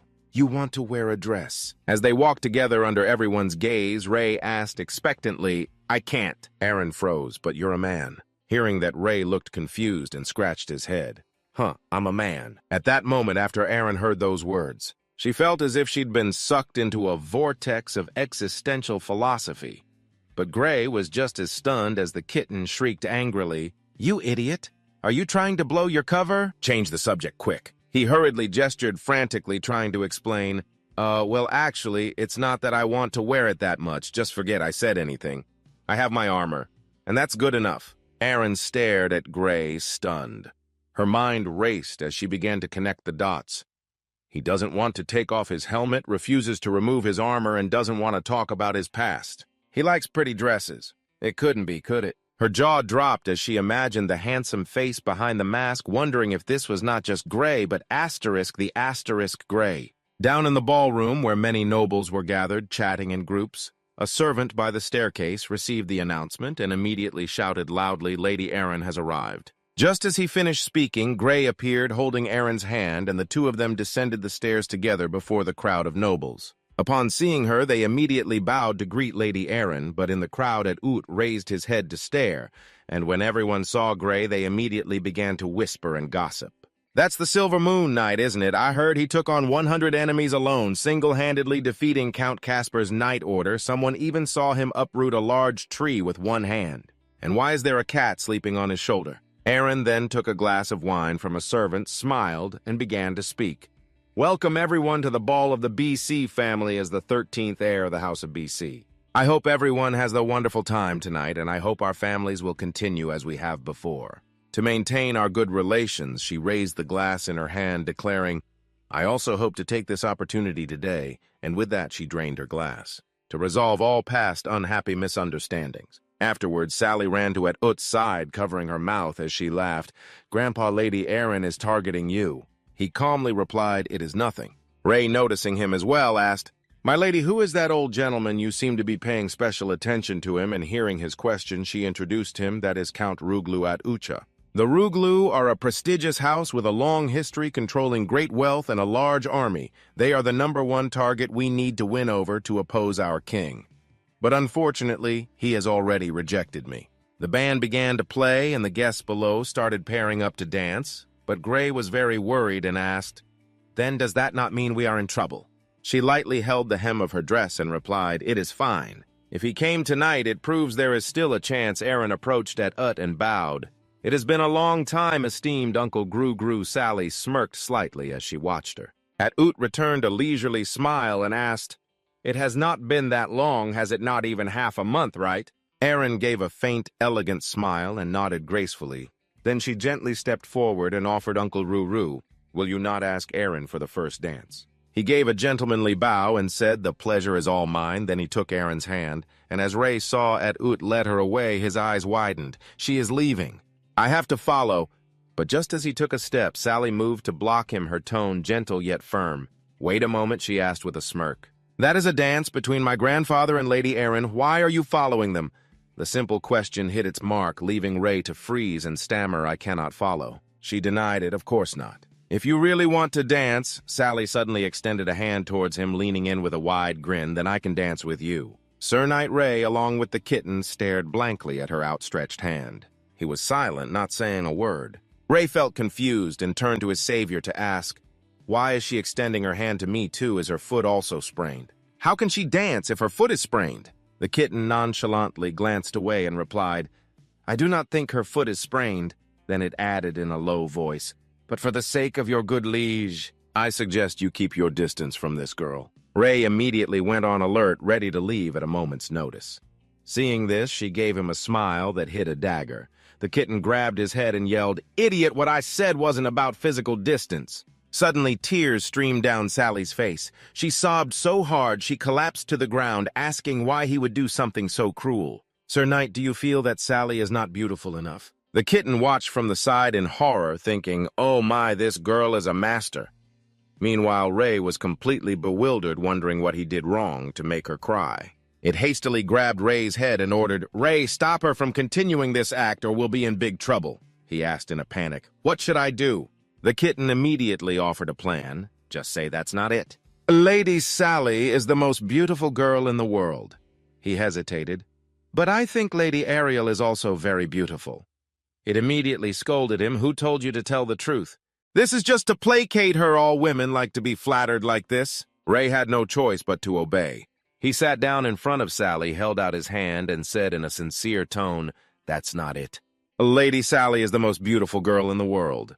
Hearing this, Sally was stunned, She placed her hand on his and asked, "Then, Sir Knight, would you ask me for a dance?" Ray turned in panic and asked, "What do I do now?" The kitten replied, "You can't escape it now, just dance." Ray obeyed and took Sally's hand. He pulled her up, saying, "The honor is all mine."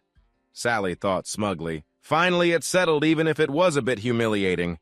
Silver Moon Knight, I really want to see what you look like under that helmet." With just a glance, the kitten knew what she was thinking.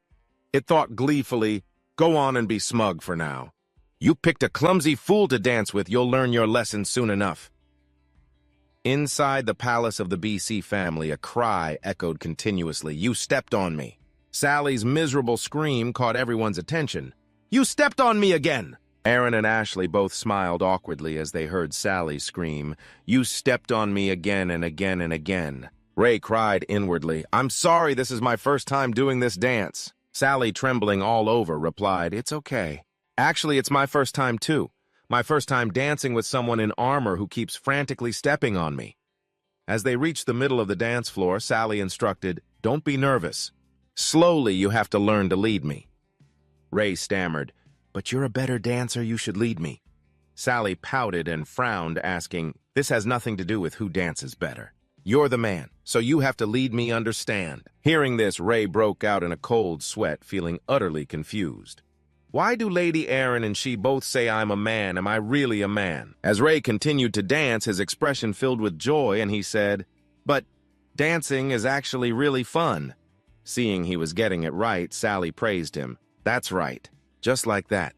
You're a pretty fast learner, aren't you?" Atut stood to one side, looking toward the dance floor, and asked, "Is that the Silver Moon Knight? I heard he's incredibly strong, able to uproot a large tree with his bare hands. But why is he still wearing armor on the dance floor? Is this place not safe?" Aaron, standing nearby, replied, "You must be joking, Uncle. If this place isn't safe, then nowhere is. It's just a habit of his. By the way, Uncle, regarding Aaron's previous request, could you please reconsider it seriously?" He smiled and told Aaron, "I don't deny the talent you've shown as a lord over the past 2 months. He explained you are very outstanding, but that's still not enough. Gruglu only supports the one who is certain to win. This is the ancestral teaching of House Gruglu, and the reason we have been able to endure for 1,000 years. Aaron glanced at the floor and said in a cold voice, "What a pity, then." When the dance ended, Gray smiled happily while Sally patted his chest and praised him. "You're a quick learner, young man." She pointed to the door and suggested, "It's been too stuffy in here for so long. Shall we go for a walk outside?" He immediately agreed, okay. So Gray escorted Sally out of the castle. They walked together toward the stairs. Then Sally took off her high heels, revealing a frightening reddish-purple mark on her foot, and sighed, "Oh, just as I thought, it's swollen." She sat down on the edge of the fountain, her voice full of sadness. "This is going to be a problem. My foot hurts, I can't go back to dance anymore." With teary eyes, she asked the culprit, "Hey, you're the one who stepped on my foot and did this. Aren't you going to show any reaction at all?" Ray bowed his head pitifully and replied, "I'm sorry." Sally sighed and shrugged. "I wasn't asking for an apology. What I mean is, can you find some medicine and then help me apply it?" Ray asked doubtfully. "Medicine?" She nodded and urged yes, some kind of ointment for external wounds. The kitten lounging on his shoulder suddenly covered its mouth and snickered. "Asking you to help apply the medicine? I see it now. This girl wants to flirt with you." Ray asked doubtfully. "Flirt?" The kitten explained in a low voice, "It means to tease you and then fall in love with you. After that comes producing offspring, and then you will be completely imprisoned." Ray heard another confusing phrase, producing the kitten quickly said, "Ah, sorry, that word is too difficult for a long-dead spirit like you." Ray knelt in front of Sally and asked, "It's true I don't quite understand, but she wants me to help with her injury, right?" Seeing him suddenly kneel, she was shocked and her face flushed red, asking, "What are you doing?" Ray then used one hand to lift her foot and used the power of a holy healing spell with his other hand. Sally looked at the source of light before her in shock. My goodness, this is magic! A knight who knows magic. Ray was still focused on healing her and didn't notice her surprise. Just then, Matthew appeared. Seeing Gray holding Sally's foot, he was so stunned he dropped his bouquet of flowers, muttering, "What are you two doing?" His whole body trembled and his eyes welled up with tears. He had followed them out here because he was worried about Lady Sally. "And yet you're holding a lady's foot with your bare hands!" He furiously shouted. "Are all the knights from House Becia this shameless? I wish to challenge you to a duel." Hearing this, Ray became excited. "A duel, that's great. But before he could finish, the kitten swung its leg and kicked him right in the head and scolded, "Grate my foot." It snapped in frustration. "Are you an idiot? That girl's family is a party that Lady Erin wants to win over right now.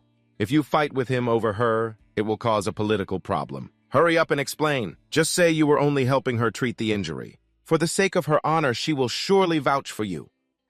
But before it could finish, Sally cupped her blushing face and exclaimed, "Oh, my two young men want a duel over me. I'm such a sinful woman." The kitten held its head and cursed silently. "Is she insane?"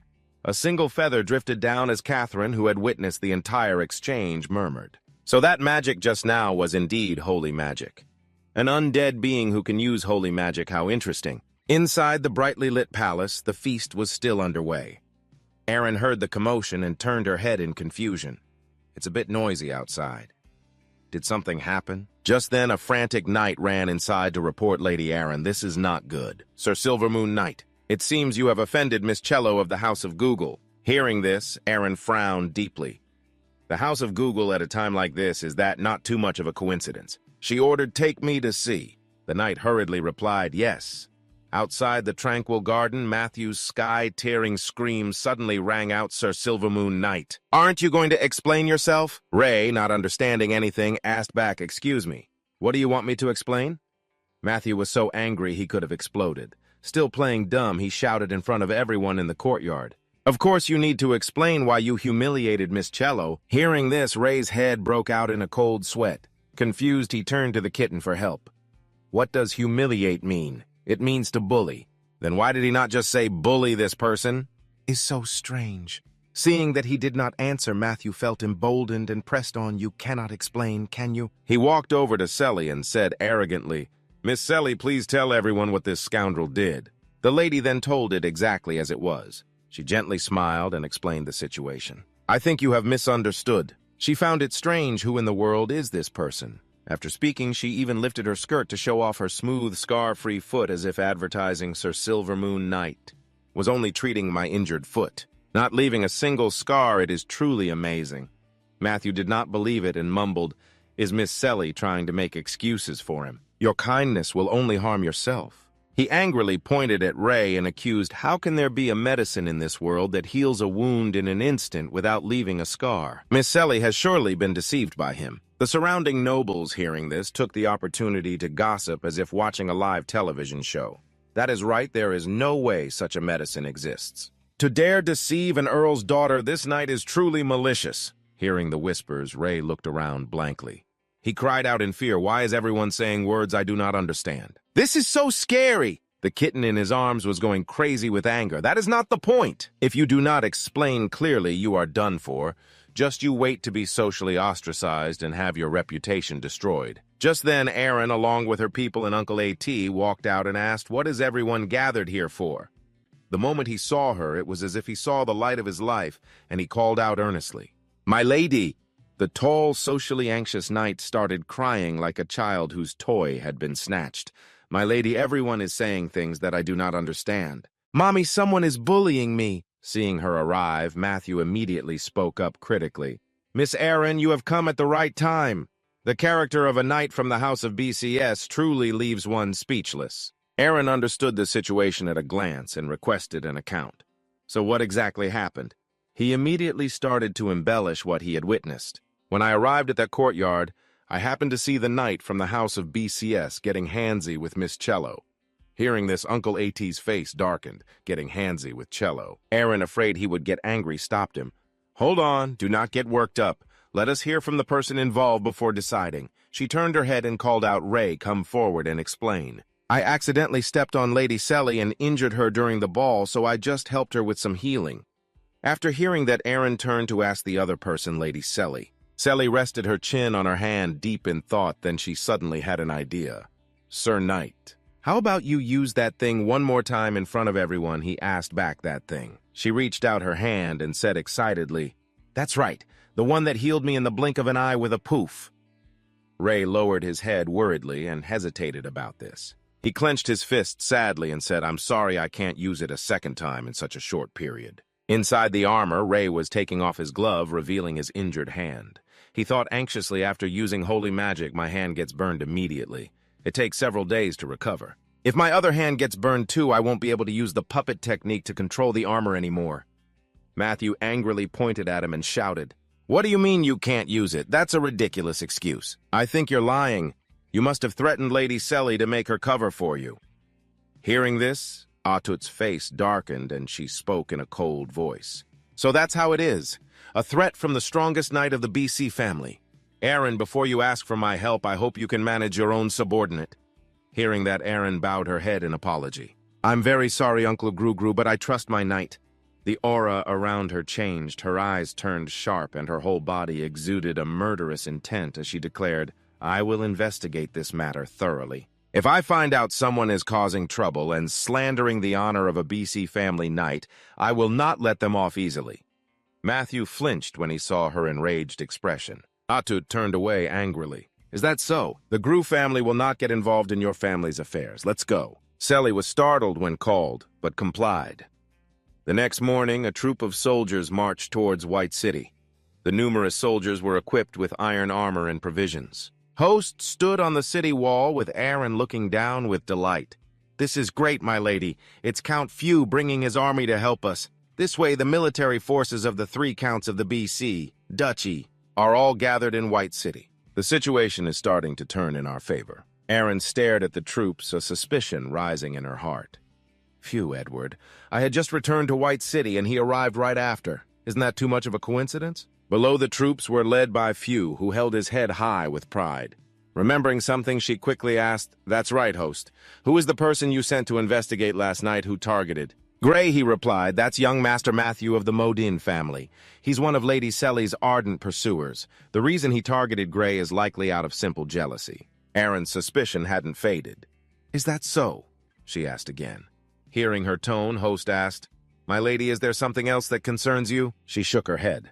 Nothing for now. Let's go down and welcome Count Few. The city gate opened, and Aaron led the way on horseback to greet them. She smiled and called out, Welcome, Uncle Few, my dear niece. I hope your uncle isn't late. She smiled and replied, Not at all. Uncle Few, you've arrived at the perfect time. Remembering something, the old man started to probe. That's right, Aaron. Has that old geezer Gru shown his stance yet? She broke into a sweat and hesitated about that. Seeing her expression, Few immediately understood. In an annoyed tone, he said, That spineless fellow. Is he not planning to take a side this time either? We should just tie him up and give him a good beating. Aaron gave an awkward laugh. Please don't do that, Uncle. Suddenly, the old man burst out laughing and gave Aaron a slap on the back, making her spit blood. Yet he just laughed loudly. Don't mind me, Uncle was just joking. Aaron laughed awkwardly and said to her still joking uncle, You still love to joke just like before, huh? Suddenly, the old man stopped laughing and said in a serious tone, But listen, Aaron, honestly, you just can't reason with some people. Only after you make them feel real pain will they know how to choose. Aaron smiled and nodded, Thank you for your guidance, Uncle. But then she glanced curiously behind her, her eyes landing on the carriage with suspicion. Uncle, what is in that carriage? The old man followed her gaze and answered, Oh, that's my son, Sheem. His health isn't good. The doctor said he can't be exposed to the sun, which is why the carriage is covered with black cloth. If a civil war really breaks out, leaving him behind is not an option. It would be very dangerous, so I brought him along with me. She stared intently at the carriage and asked, Is that so, poor Jimmy? May I go and see him? The old man laughed loudly. Of course you can. Aaron immediately turned her horse around. A soldier guarding the carriage called out, "Lady Aaron, this way, please." He lifted the curtain and informed the person inside, "Young Master Jimmy Lady Aaron of House Beja is here to greet you." He nodded and replied, Upon seeing Aaron, he immediately bowed to greet her. "Hello, Lady Aaron, I am Jimmy Phil." Aaron smiled and greeted him back. "Hello, Jimmy," she then said apologetically.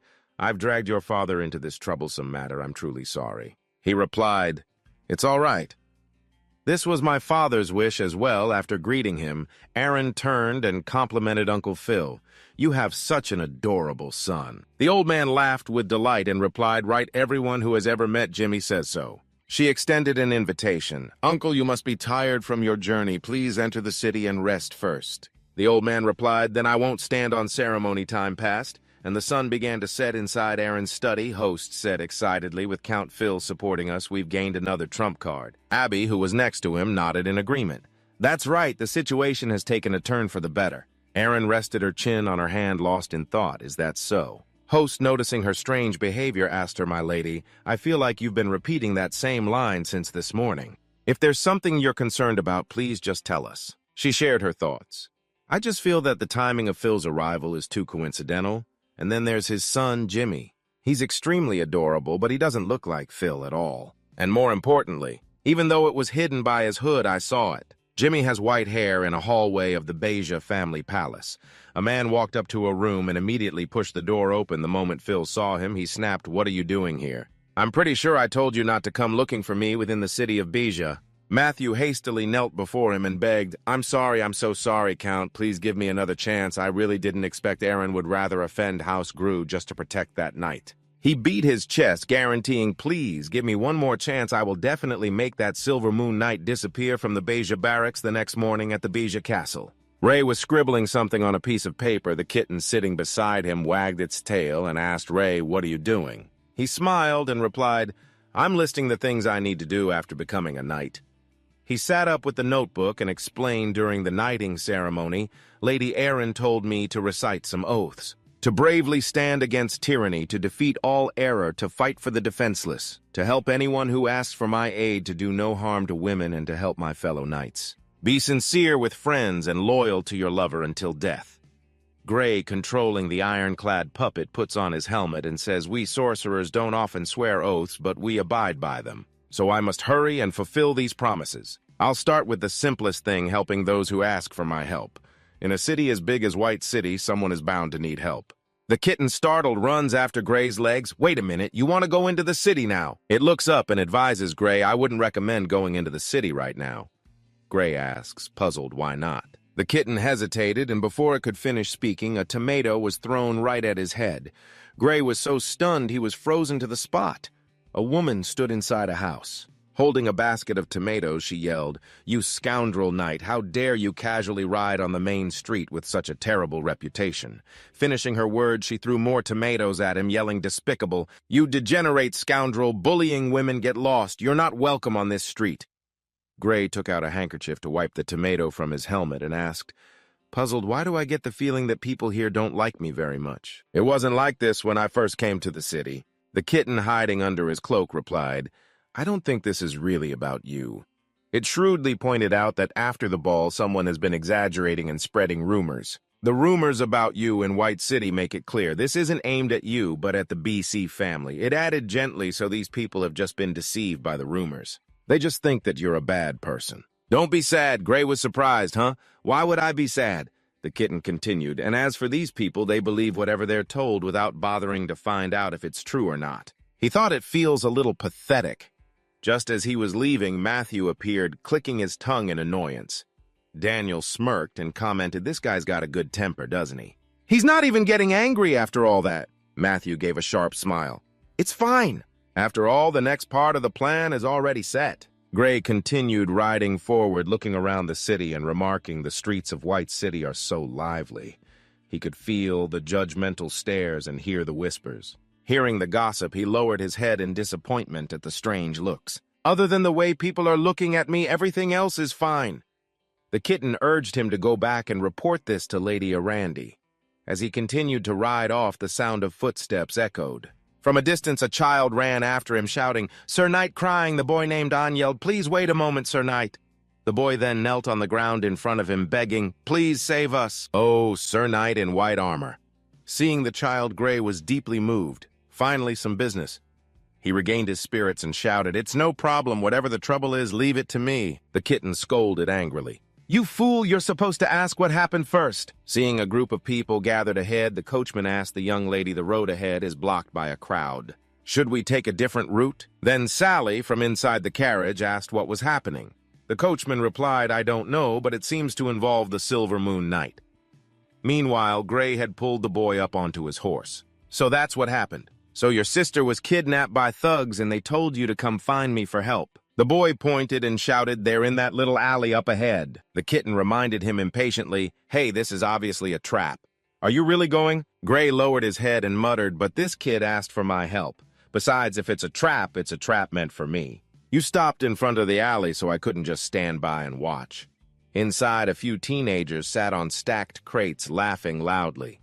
That night is so stupid for actually coming. Pang was holding a girl, sneering and cursing. What an idiot. Gray saw this and was confused. They're supposed to be thugs, but aren't they just a bunch of kids? And had already jumped off his horse, shouting loudly, "Nania, I brought the knight in white armor. Now let my sister go." The kid pulled the girl beside him up and said, "I know this great one always keeps his word." Suddenly, the kid swung his arm and threw her, saying, "You better catch her." The boy was stunned and shouted. Sister Gray immediately spurred his horse forward. He reached out and caught the falling girl, holding her in his arms and asking with concern, "Are you okay?" The terrified girl sobbed, "I'm okay." He stopped his horse in front of those kids and muttered. Then he asked suspiciously, "Are these kids planning to ambush me barehanded?" Pang smirked confidently and worriedly thought, "Sir Knight." The boy lowered his head, his face darkening as he thought, "I'm sorry." The boy then ran to the alley entrance and shouted loudly, startling Gray. "Help, a BCS knight is kidnapping someone." Pang also shouted, "Those evil knights, they won't even spare children." At that moment, the little girl in Gray's arms began to struggle and scream, "Help, let me go, don't touch me." Gray was stunned by this scene. "Wait a minute, you guys, what on earth is going on?" The townspeople rushed to block his path, shouting, "Over there! Don't let him get away! I thought it was just a rumor, but to think he'd actually prey on a child?" Someone holding a rope growled, "Get off your horse now, you evil knight." Gray could only stand there helplessly. "No, I haven't done anything wrong." A woman hugged the child, comforting her. "You poor thing, don't be afraid, we will protect you." By then, Anne had successfully slipped away from the crowd. The boy quickly slipped into a nearby deserted alley. Pang saw him right away and called out, "And over here." He excitedly boasted, "Let's hurry and report this situation to that young master." Another kid agreed, "This way we can get a huge pile of money. The Reverend Father won't have to struggle anymore," and happily started to run toward his friend, thinking, "This is great, but I feel so guilty about that night." Suddenly, someone grabbed him by the collar. He was yanked back. Sally smirked as if she had heard the whole thing. "So you do know that what you did was wrong, huh?" And immediately panicked, struggling helplessly. "Well, who are you?" Sally smiled brightly. "Who I am isn't important. Just tell me about this young master. The one who's going to give you kids that big sum of money." Anne was on the verge of tears after being caught red-handed. Meanwhile, Gray's eyes were welling up and an annoyed villager turned back to scold him. "Don't cry. If you're a man, own up to what you've done." The kitten also cried out indignantly, "What karma did I create to end up in a mess like this, meow?" The townspeople gathered around, buzzing with gossip. "But isn't this knight supposed to be very powerful? Is it really okay for us to be doing this? What's there to fear, as if he'd dare to lay a hand on us? Let's just take him straight to the castle." Then Sally stepped confidently out of the crowd. "Let Lady Elim handle him and banish him from White City." Hearing this, the townspeople turned their attention toward her. Sally clicked her tongue and smiled, looking around. "It's so lively." The townspeople quickly recognized her and stammered, "You're Lady Sally." The noise and chatter grew even more intense. "Isn't she the girl from the rumors, the one who was bullied by that knight?" "It's her. I saw her at the conference. She's the Count's daughter. I've seen her before. This lady has such a good temperament. She's so polite even to common folk like us." "Why is a Count's daughter here? Is she also here to teach that knight a lesson?" Sally quickly put on a bright smile that made everyone blush. "So many people are gathered here. Are you holding some kind of event?" The kidnapper immediately looked smitten. No, Lady Sally, we are teaching a lesson to the evil knight who bullied you." Sally put her hand to her mouth, acting innocent. An evil knight. Are you talking about Gray, the Silver Moon Knight? She cleared her throat and offered an explanation. I think there has been a misunderstanding.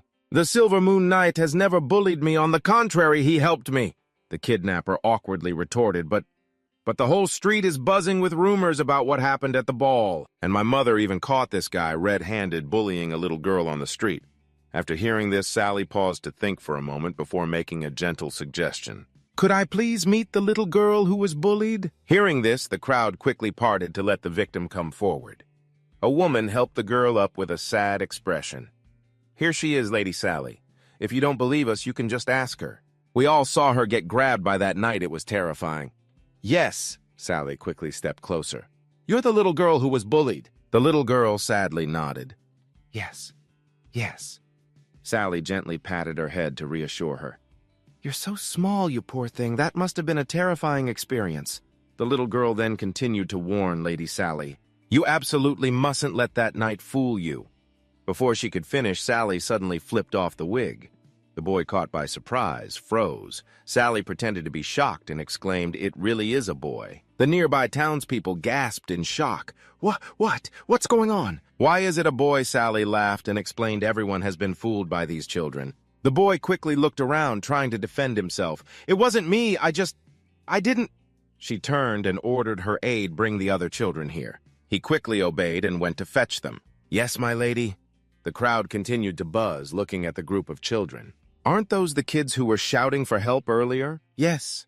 Sally smiled gently, quickly reassuring them. These children are also just victims of the rumor. After they believed the rumor, they concocted and acted out this malicious play themselves. Isn't that right? And the boy sadly lowered his head and squeaked yes. The confused townspeople scratched their heads. What, so it was just a malicious prank? So does that mean we've captured the wrong person? No. We've wrongly accused the Silver Moon Knight? Then Sally quickly looked up at the townspeople. That's exactly right. You have all been used to wrongly accuse a good person. Seeing this, they looked awkward and didn't know what to do. About this. Sorry, don't just stand there, untie Sir Knight. Then she turned, smiled cheerfully, and made another announcement. Oh, right, there's one more thing. As I understand it, when Lady Elam bestowed the title of Silver Moon Knight upon Gray, she also granted him the rank of Baron and a fief, Sally declared in a loud, clear voice, which means everyone has attacked a Baron without cause and insulted his honor. As a Baron, he has the right to punish you all, doesn't he? The townspeople immediately cowered and played dumb about this. Something like that happened, but we didn't know the truth. That's right. If we didn't know, we're not at fault.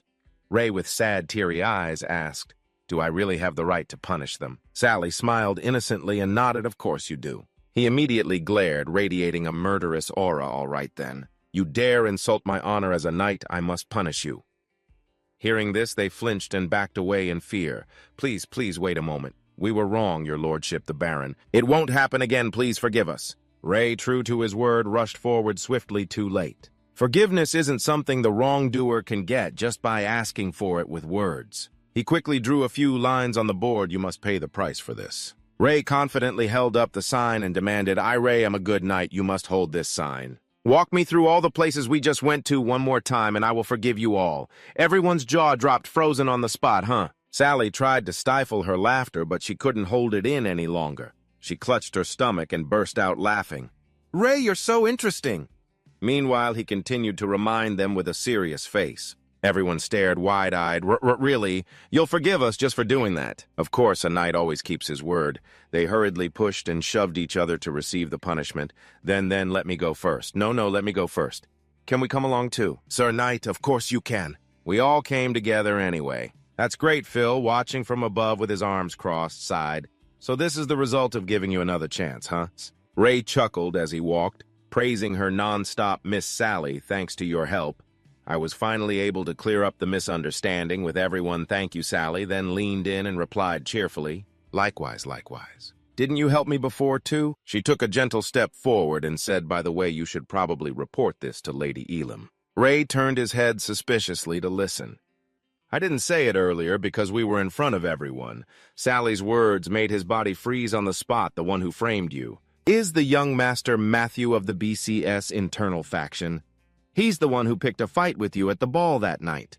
His goal is probably to drive a wedge between you and Lady Elam. The two of you should investigate his background. The kitten growled in frustration. As expected, this girl is more than she seems. But didn't the Gru family already refuse to join the BCS faction? Something feels strange. Ray asked her why she's telling you all this. Ray asked suspiciously to confirm, why are you telling me these things? Sally awkwardly scratched her face. That's true, isn't it? If I get too close to you, it could drag the Gru family into the conflict. And then she let out a hearty laugh. But it's because I find you very interesting, so I don't mind telling you. Hearing that Ray was dumbfounded and confused and interesting, this girl is really strange. Sally decided to break the awkward silence first. Knight, let's say our goodbyes here. I still have to go to the theater, and you should quickly return to the city to report to Elim. Blushing Gray raised his hand to wave goodbye, but before they could part, he was startled to see Matthew dash from an alley, grabbing Sally and covering her mouth. The two guards shouted in alarm, "My lady!" Matthew gritted his teeth, his eyes wide with menace as he threatened, "Stop right there! Don't come any closer." He held Sally hostage. "If you don't listen, I'll kill her." She wearily turned to glare at Matthew. Why him again? He looked down awkwardly, trying to sound menacing. "You seem very surprised, don't you?" "Lady Sally!" Matthew immediately put a weapon to her neck. "It's obviously because I don't want you to get dragged into this fight. That's why I'm doing all this. But look at you. You ran off on your own to help that stupid knight," he ranted. "Now I've been completely abandoned by that lord because of you." "Feeling wronged," Matthew yelled threateningly. "Why on earth did you help him? Do you want the House of Gru to be dragged into a war? What's so great about that idiotic knight anyway?" The guard, unsure what to do, yelled in frustration, "Is this guy insane?" Matthew slowly pointed a finger up and said, "Insane. Yes, I am insane. I am the insane one." He became incredibly sinister and cruel. "Even if I can't sow discord, I just need to eliminate that foolish knight. That lord will surely be pleased." Matthew immediately pointed at the knight. "Hey, knight over there, listen up. I know you're strong enough to uproot a large tree with your bare hands. If you cut off one of your arms and one of your legs, I'll let Sally go. Otherwise, I'll kill her." Though weary, Sally cursed inwardly. This guy has really lost his mind. He's not my knight. Why would he do that for me? Gray stood silently, saying nothing. Matthew continued his verbal assault. "Hurry up and do it. Aren't you a knight? You're not just going to stand by and watch someone die, are you?" And Gray replied slowly and deliberately, "I understand. If I cut off one of my arms and one of my legs, you will release Lady Sally." He placed a hand on his other arm. "I agree to this condition." Matthew blinked at a loss for words. It's just an arm and a leg, after all. Gray confidently raised his hand and shouted, "I hope you keep your promise." The two guards gasped in unison, "Sir Silvermoon Knight." Matthew laughed maniacally. You're the real madman." Gray looked down at himself and said, "I'm not the madman." He then quickly threw the arm at his opponent. "I'm a knight." Matthew was hit squarely by the arm and stumbled backward. The two guards seized the opportunity and rushed forward. "Good chance, pin him down, Lady Sally, get behind me." Sally hesitated, observing everything closely. That severed arm. She was filled with suspicion. It's an empty gauntlet. Gray immediately put on a playful expression and chuckled. "I just pulled my hand back inside the armor. It looked pretty real, didn't it?" Sally stared, the realization dawning on her. This guy is pretty quick-witted. She calmly walked closer and said politely, "Sir Knight, I have to thank you for saving my life again." He scratched his head bashfully. It's nothing, any knight would have done the same. Matthew, refusing to give up, spoke up menacingly. "Do you really think you're safe just because you've overpowered me?" He glared, reminding Sally, "This is all your fault. Matthew resentfully brought it all up. If you hadn't helped that knight, then your Gru family wouldn't have faced this disaster. When that time comes, you can cry while hugging your grandfather's corpse." Sally stroked her chin, observing her opponent thoughtfully as Asut wearily opened his eyes. Daniel and his comrades watched in excited anticipation. "He's finally awake," he said playfully, tossing a knife in his hand. "Our noble Count Gru." Daniel continued to scan the surroundings and remarked, "This mansion's location of yours isn't half bad. No neighbors, and the security is so lax, breaking in was a piece of cake." He again tossed the knife playfully in his hand, which means we still have plenty of time to talk before we're discovered. Asut, with a stern face, got straight to the point. "What do you want?" Daniel continued to stall provocatively. "Don't you want to ask who we are and why we captured you?" Asut replied seriously. "If you people wanted to talk, you would have done so without me having to ask. If you don't want to talk, then me asking is useless, but I don't think you came here to kill me." Hearing that, Daniel scoffed, spinning the knife in his hand. You're quite confident, aren't you? He casually threw the knife behind him without hesitation. As it happens, I'm tired of talking to you. The blade landed intentionally close to Asut's head. Daniel then glared down, his voice stern as he gave the order. Right now, you will immediately write a letter to your fief, telling them to send reinforcements to support the House of Bixia against the king. Asut immediately shot back, support the House of Bixia. But you're not Elam's men. Annoyed, Daniel stood up and got closer. Does it matter to you whose men I am? He leaned in, enunciating every word. Right now, you just need to obediently write a letter, is that clear? Asut remained unyieldingly righteous. I'm sorry, I refuse.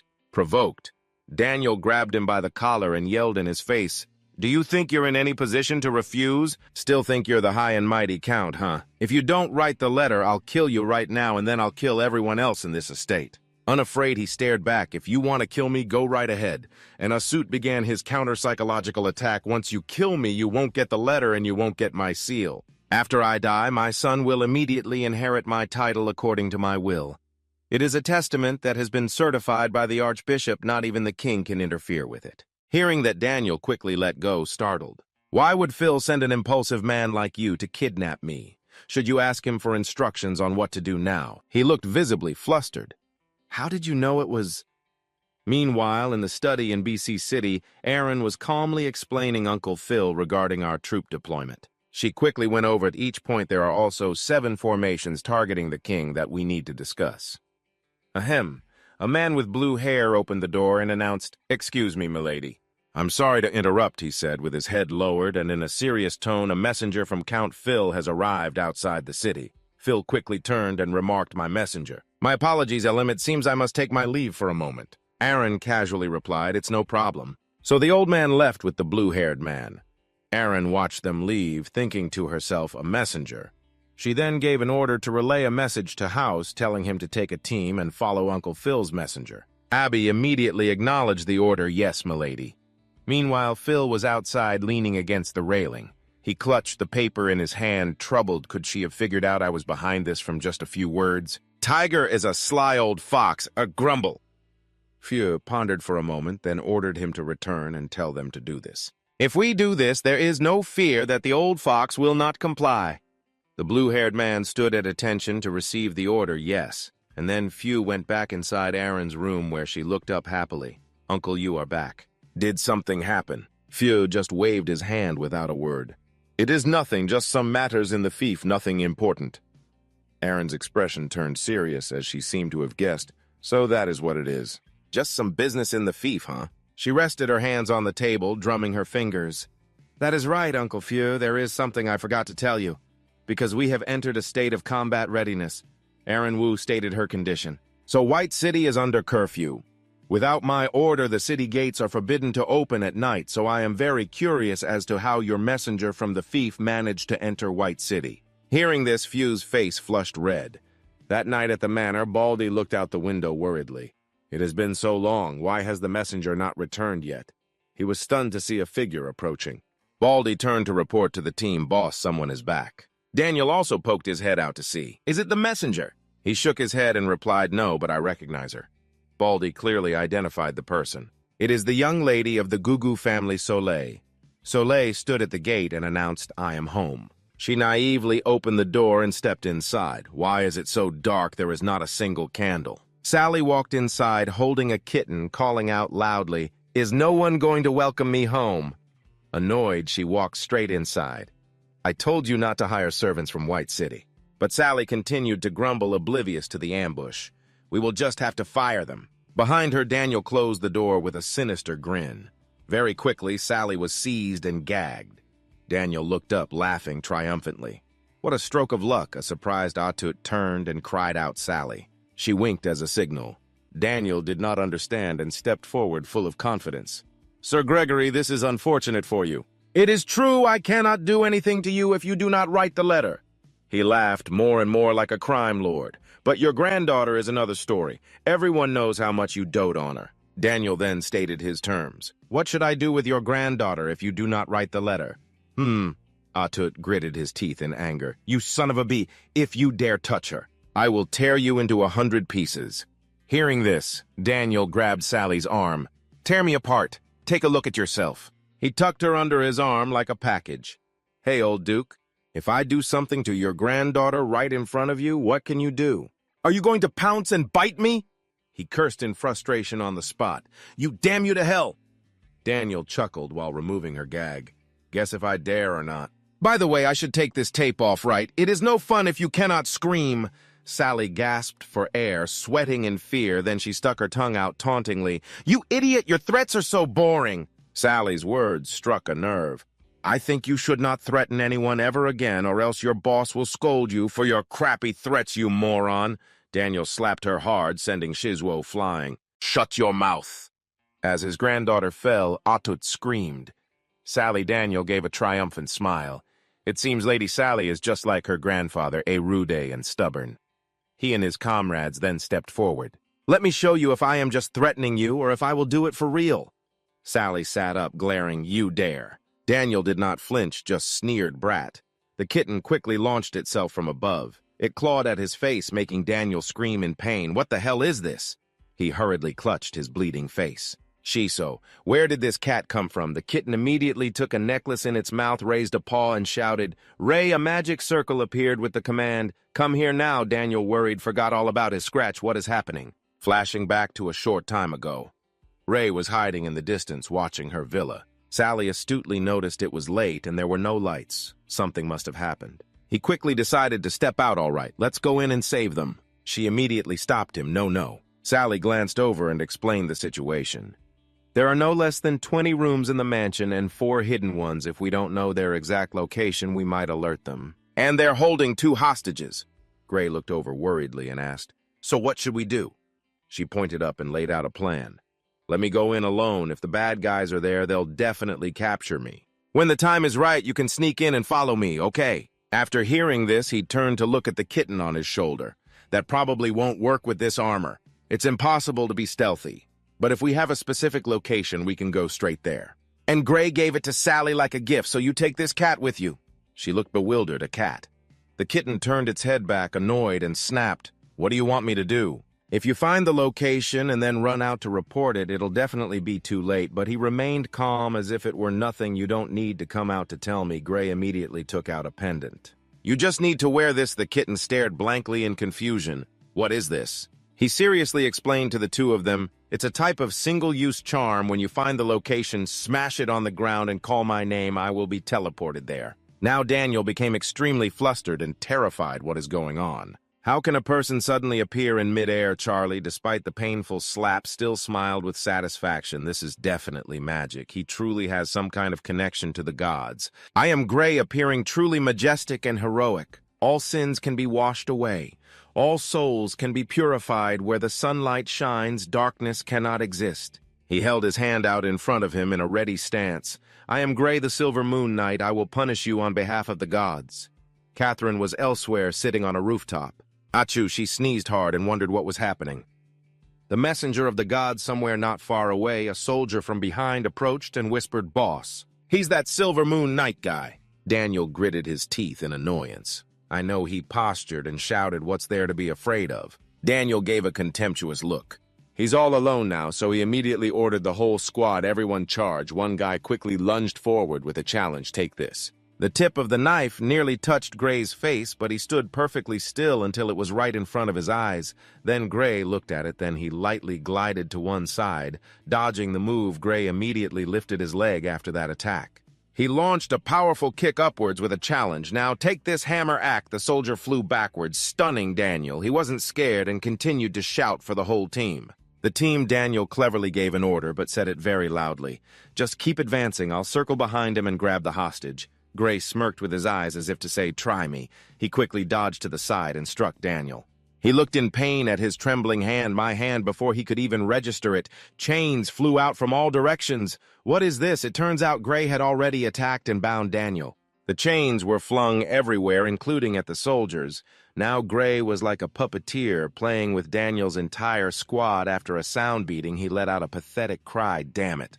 Uncle Oot hurriedly ran over and asked, "Han, are you okay? Your wrist is twisted." She gently held it tighter.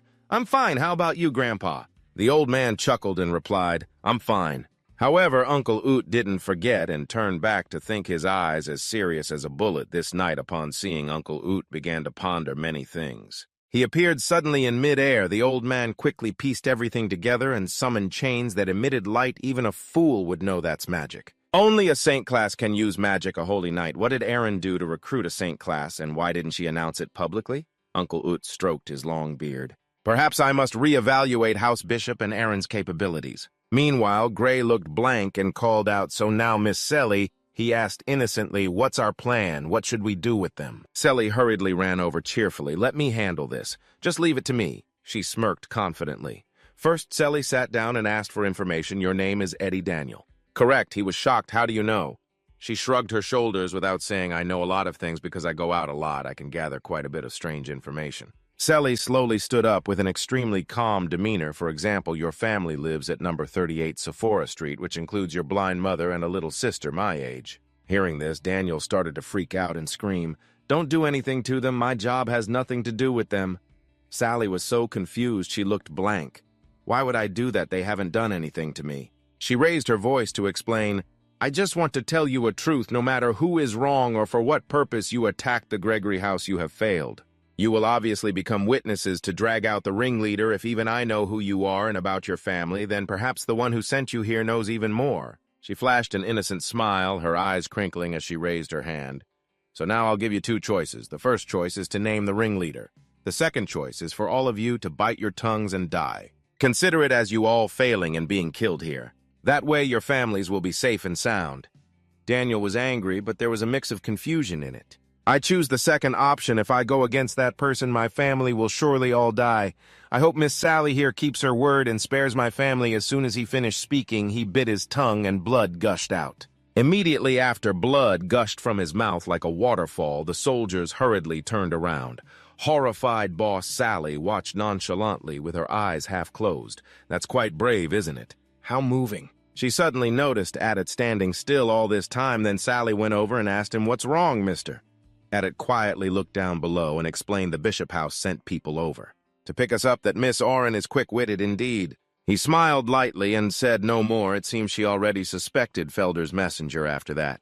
Sally immediately suggested eagerly, "Let's not wait, let's go down there. We shouldn't keep them waiting long." She decisively suggested, "Count, it's time to talk with Aaron." Down below, Host tensed up and gave the order, "Search carefully, ensure the Duke's safety." Understood.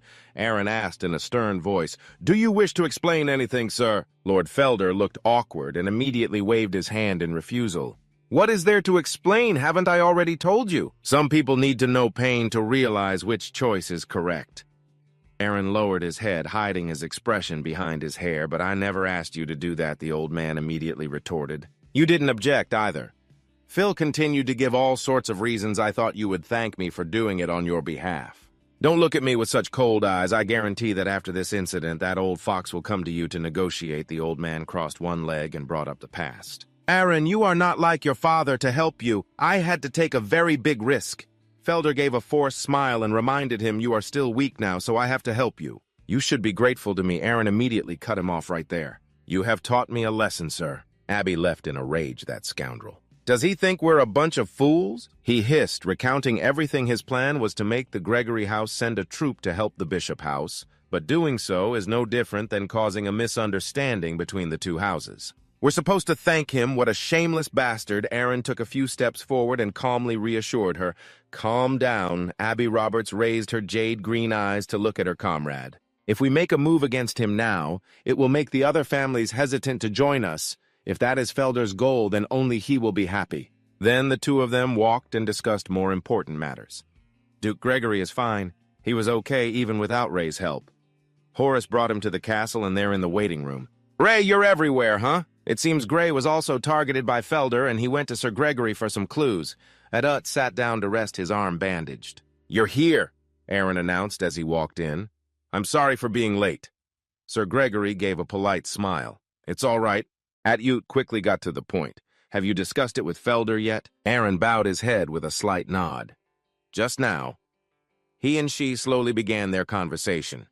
"His purpose is..." He explained that he wants to help me get assistance from your army.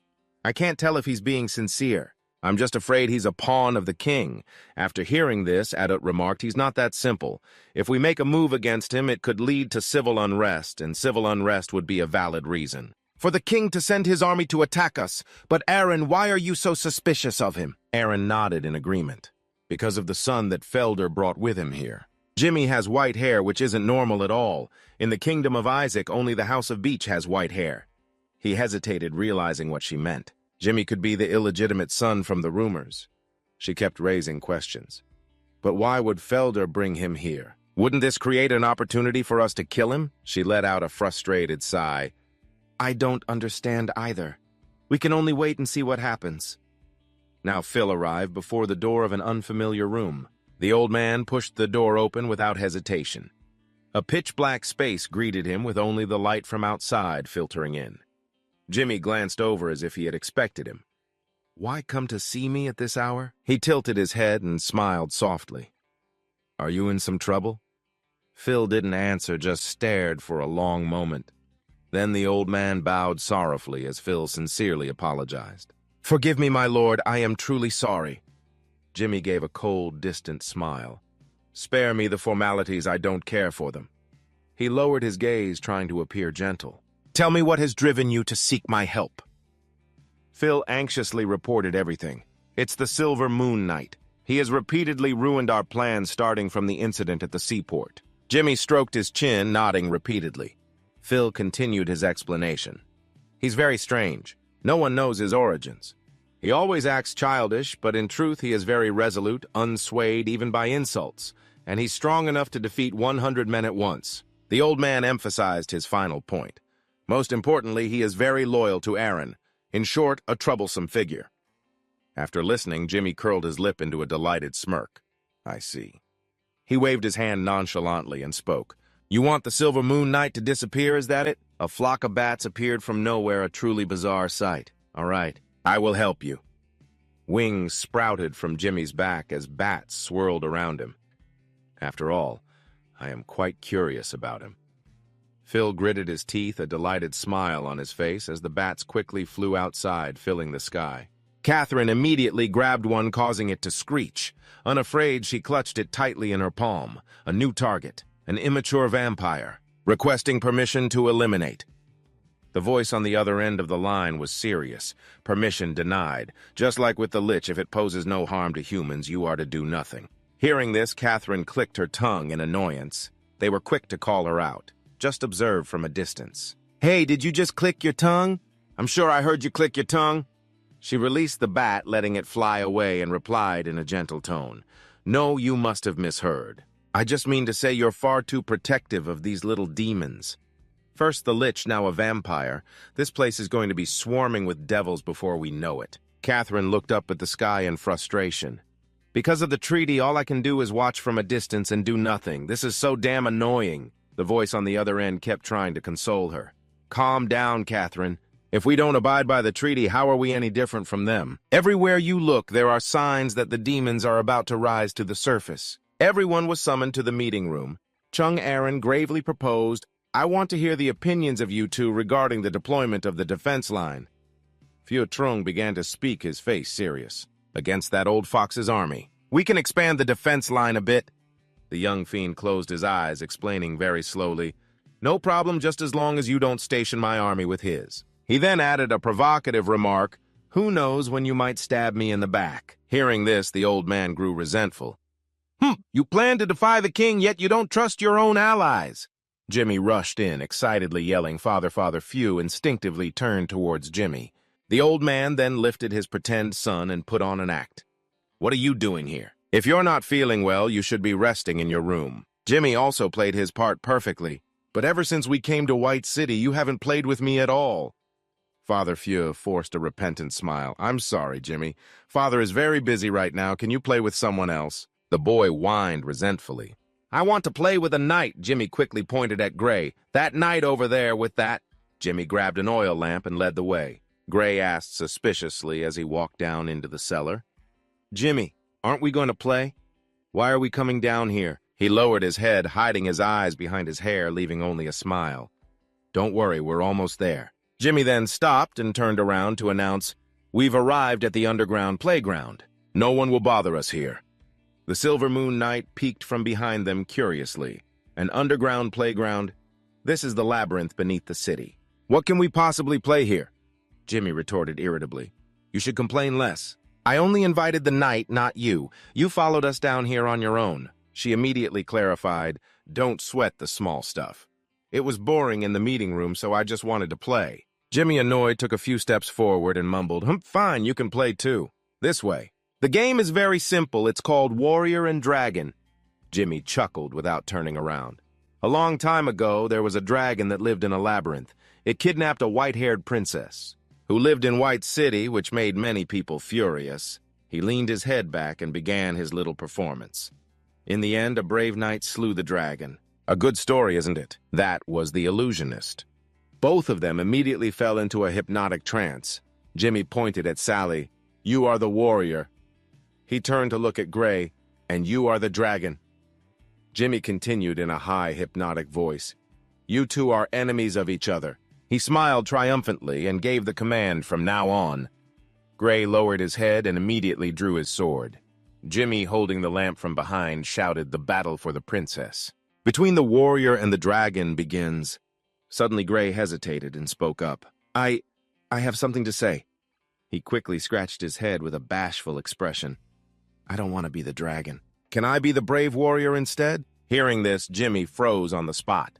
Gray continued to ramble on. Brave also means handsome, right? It's more fitting for a knight like me, Jimmy thought, bewildered and annoyed. What is happening? My ultimate technique failed. Jimmy gritted his teeth, feeling flustered. Impossible. This spell can't fail unless the target's magical power is greater than my own. But he's just a human. The kitten suddenly leaped up and shouted, Shut your mouth! Who gave you the right to call yourself a knight? The cat screeched furiously. You are merely the mount of this great dragon. Get on the ground now! Cat Gray, confused, quickly tried to console it. What's wrong with you? The kitten, witnessing everything, made Jimmy reconsider. It wasn't a failure, just the wrong target, so he let out a long sigh, scratched his head, and said, No problem. Everyone makes mistakes. Let's try again. Jimmy started hypnotizing again, his hand making a heart sign, which made the kitten angrily order, Why don't you lie down already? But he remained completely still, and Ray grew more and more confused watching this. He angrily squeezed the demon in his hand, making it even more uncomfortable. Stop it, kitten! I am a dragon, meow! Jimmy also shouted in frustration, Don't ignore me, doing that pose is so embarrassing. He was dumbfounded, not understanding what was happening. Damn it, the magic really has no effect on him. This is so confusing. Sally slowly stepped forward from behind, making him start to worry. What is this? Isn't this the girl who came down with me? Jimmy looked down at her hand. She was holding a brick, and Sally's eyes were now incredibly cold. Princess, please hide behind me. Jimmy breathed a sigh of relief. She's been hypnotized. But why am I being called a princess? He suddenly realized his mistake, the dragon that kidnaps the white-haired princess from White City. White-hair, that's the story I was thinking of before I cast the spell. Then Sally stepped forward, acting like a knight princess. Get behind me, I will free you from this evil dragon. Meanwhile, Gray and the kitten were still fighting relentlessly. Sally raised the brick high, and without hesitation, she slammed it down hard on Knight Ray's head, who hurriedly pleaded, Miss Sally. What's wrong? Don't hit me very quickly after that. Both he and the kitten lay motionless on the ground. Sally turned around, giggling sinisterly, Princess. Her eyes became lifeless, and her smile grew more twisted. Let's go to our castle of love. Jimmy was now so scared he was on the verge of tears. He screamed helplessly in despair. No, don't come near me, somebody help. They say that for the rest of that day. The echo of a child's voice could be heard from underground as dusk slowly fell upon the palace. People rushed in, shouting, Doctor, doctor, we have an emergency. Aaron turned back with a serious voice. Ray, I need an explanation, she said, emphasizing every word as she looked toward the bed. Why? Why did Miss Sally fall into a coma after going out with you all this afternoon? Ray bowed his head and respectfully reported, Your Highness, it's not just Sally. He then walked over to his pet. My cat is in the same condition. After listening, Aaron put a hand to her chin and thought, according to Ray, they were just playing a game. Abby immediately came in to inform her the doctor has a diagnosis, Your Highness. He whispered into her ear, Sally and this cat seem to have been afflicted by black magic. We should call for a priest. Aaron crossed her arms, considering it seriously. Black magic caused by Jimmy? Then how come Gray is perfectly fine? Perhaps because Gray has divine protection, he wasn't affected, in other words. Ray can handle Jimmy correct. Dora, in the form of a bat, arrived carrying a food container. She flew straight through the wide-open window and quickly transformed into her human form, food container in hand. The little girl smiled brightly. "Master John, I've brought you food." Seeing him huddled under the blanket confused Dora. Master John, she gently pulled the blanket down, looking bewildered as she got closer. John pursed his lips as if he was about to cry. "Dora, your voice is as terrible as ever." The little girl looked dumbfounded, not understanding what was happening. Dora began to stomp and make a fuss. "Oh my goodness, why are you crying, Master? Whoever bullied you, I'll kill them." John quickly gestured for silence. "Shh, keep your voice down or we'll be discovered." He sadly crawled out from under the blanket and confessed a girl threatened me with a brick. And she hugged me tightly in front of everyone, which was very embarrassing. So I must get my revenge hearing this. Dora covered her mouth to stifle a laugh. "You got hugged by a girl, that's a blessing, and you're still complaining." John clenched his fists in frustration. "If you're just here to laugh, then get out." He gritted his teeth resentfully. "It's all that Felder's fault. He's the one who asked me to do this. If this happens again, Aaron will get suspicious. Damn it, why is my magic not working on that night, Dora?" "There is no need to complicate this matter." The girl enthusiastically raised her hand and declared with confidence, "Just give me the order, Master, and I will kill them, whether it is Gregory the Silver Moon Knight or even Aaron." John's face went blank as if he was moved, but it turned out he just gave her a cold smack on the head, you idiot. He explained with his eyes half closed, "Listen here. I am not allowed to kill people because of the articles in the treaty. We have been operating quite openly lately, so there are probably angels watching us. We will be in big trouble if we get caught." Dora retorted in frustration, "But angels are stupid. If we do not attack humans, they will not do anything." Catherine sighed heavily and leaned forward on the other end of the line. The person continued to warn Catherine. He worriedly reminded her several times, an intelligent angel should not get angry over a vampire's words. "Can you put down the sword?" "Do not be impulsive." Catherine casually cleaned and cherished her blade. "Huh? What did you say, teacher?" "I am just cleaning my sword." "I am not an impulsive person," he shouted in frustration. "A sword of light needs cleaning." Dora continued to speak in defense. "Young master, I understand. But right now we are at a stalemate and at a disadvantage." John then took a sip of his meal. "It is fine. I have a plan to eliminate the Silver Moon Knight. Tell that king to send his shadow soldiers to me." He immediately spat it out with a whimpering voice. "Dora, why does this shizu smell like alcohol? I hate alcohol." "I took the blood of an alcoholic." She casually walked closer and confessed he trembled and protested vehemently. "What, you could not have taken blood from a beautiful girl?" "Young master, killing alcoholics is the best way to avoid being discovered. The vampires in the north even have to drink pig's blood," the girl nonchalantly reminded him. "Do you want to drink pig's blood, young master?" Hearing that John sobbed on the verge of tears, then he started crying loudly like a child. "My blood count is dropping." Dora quickly patted his shoulder to comfort him. "Do not cry. The future vampire lord must not cry.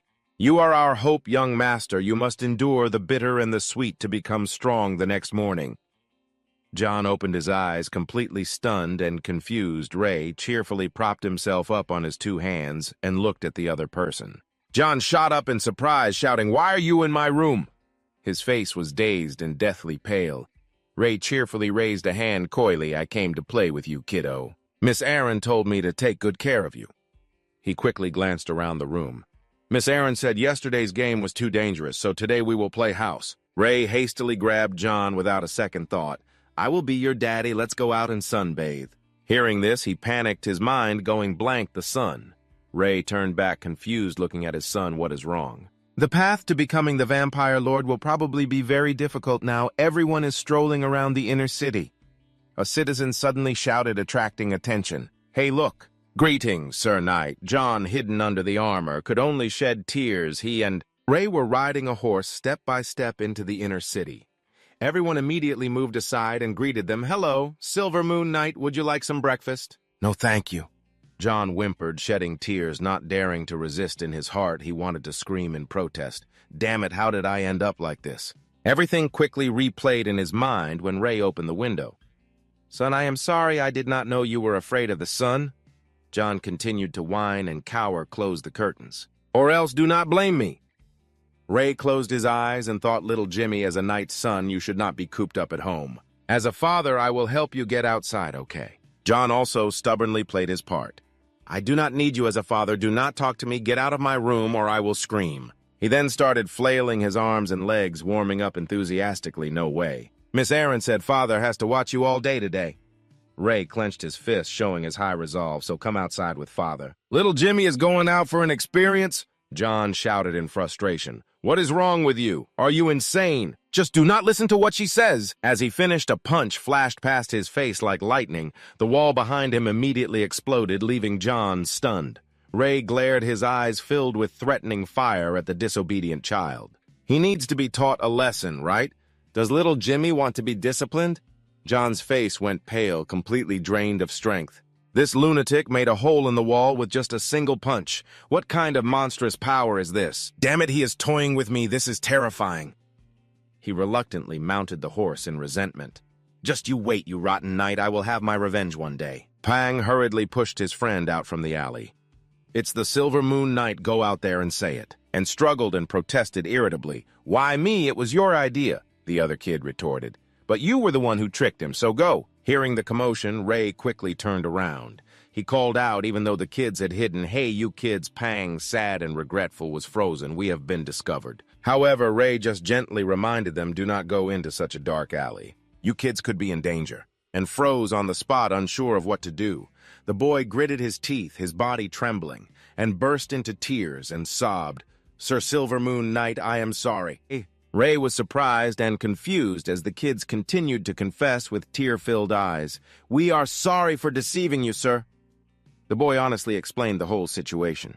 We were all taken in by the church, but ever since the war, the church has been having financial problems, so we listened to a bad person to try and harm you for money. But you forgave us and even donated all of your assets to the church.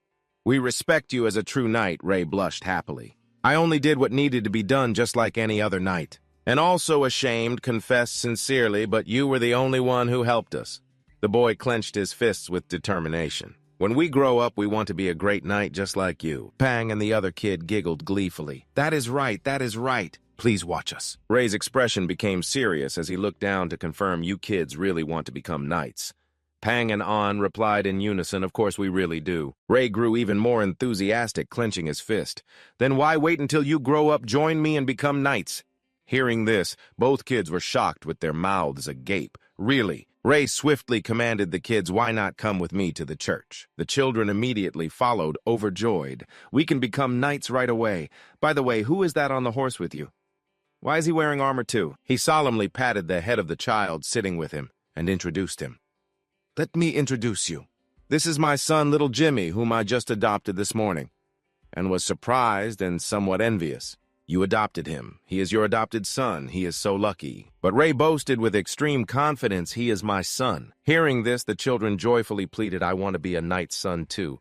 Me too, he agreed, shouting loudly, okay, from this day forward, all of you are my sons. Dinjun stepped out startled and asked Sir Knight what is happening. Ray casually made his request, I want these children to become knights, Pastor. Please be our witness. He gave an awkward smile and pointed inside where he was apparently playing with the children. You're a good person, Sir Knight. Of course, let's go into the church. Deanne whispered as the door opened, but there were some people praying.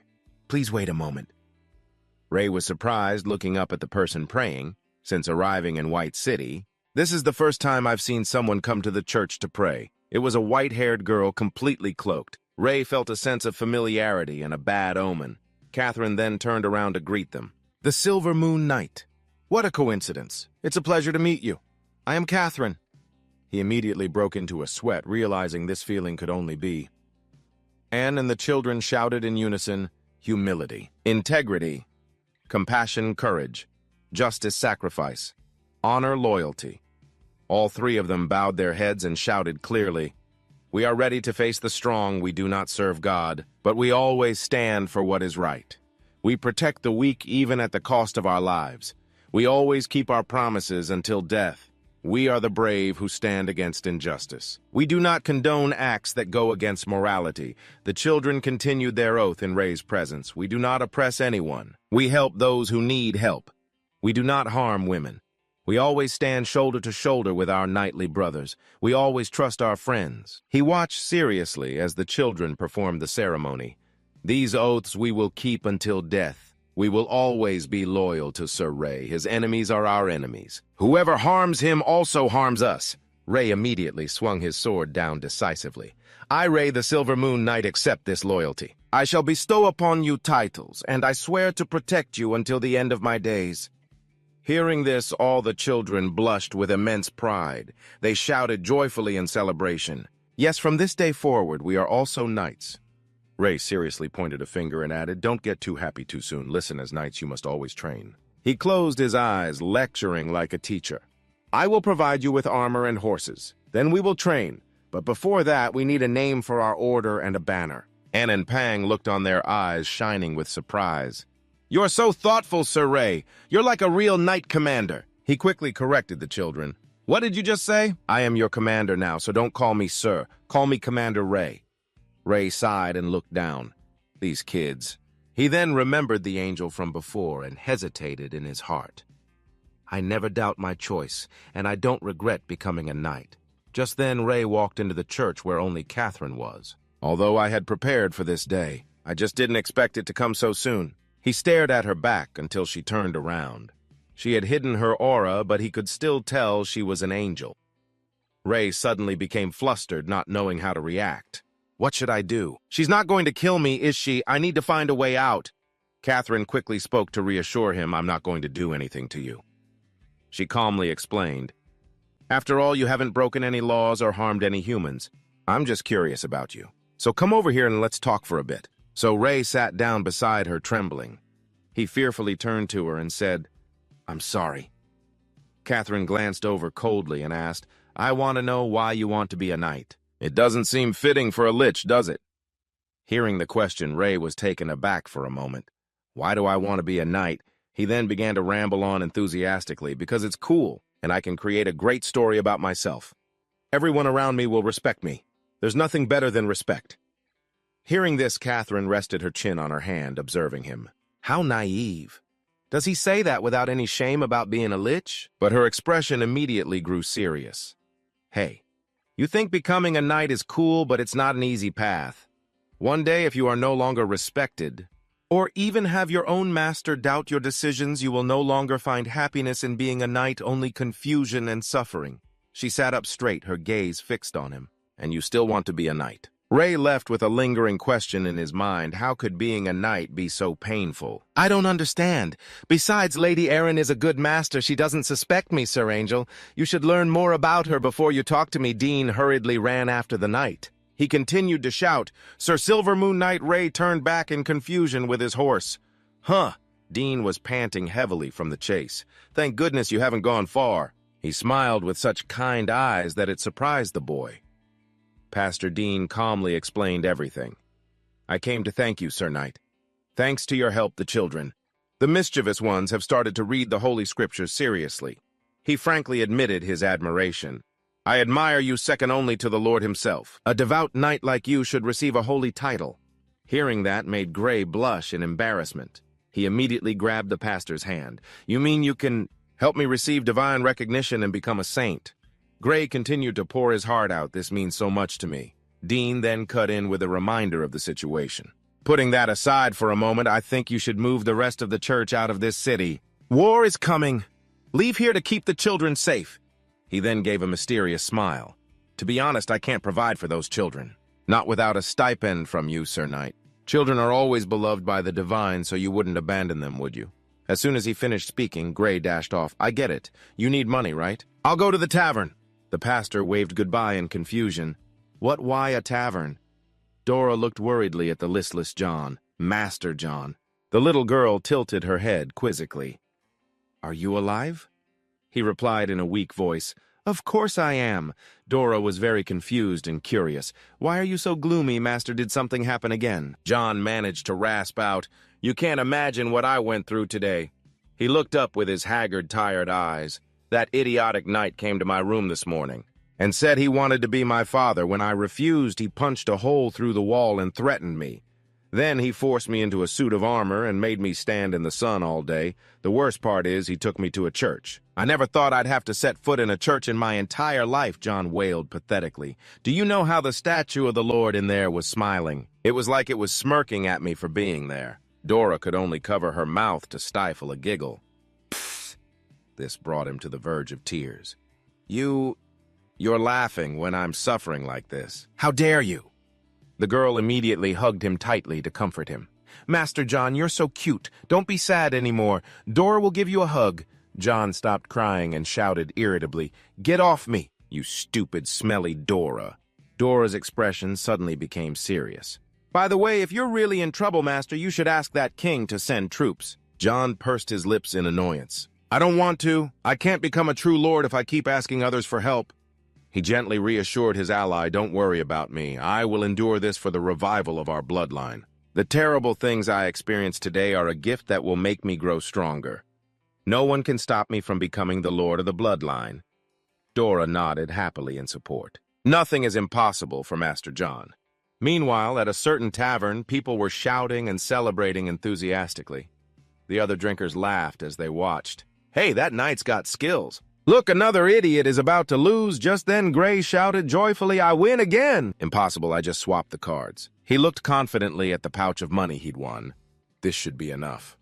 Then Gray carried it to his carriage and prepared to leave. I shouldn't keep the pastor waiting long. A drunkard ran out. Hey, Sir Knight, wait a minute, he pleaded, holding his beer mug. You took my entire month's salary. Please give me a little back. Our friend Ray innocently asked, How much do you need? The drunkard casually named a price, 50 or 100 silver coins. The naive Gray simply agreed okay. He handed over a huge bag of silver and reminded him, Hey, no more gambling, all right. Gray's words were overheard by some thugs. This is all I can give you. For a donation to the church, he nodded happily and repeatedly, Thank you so much, sir. They quickly winked at each other, then everyone ran out one by one to beg. Sir Silver Moon Knight, we need money too. My mother is terribly sick and needs money for treatment, and my child needs to pay school fees. Can you help us? And so everyone begged until morning. My family needs to buy a house. He left in a daze, not understanding a thing. It's not just the pastor everyone needs money. I need to figure out how to make more money in the next few days. He looked at the 2 coins in his hand. I only have 2 silver coins left, but that's all right. The pastor will love it. Soon, Gray returned to the church. A boy with excited, teary eyes greeted him. Sir Gray the boy happily raised a flag and boasted, We've come up with a name for our squad. The Invincible Squadron of the Silver Page.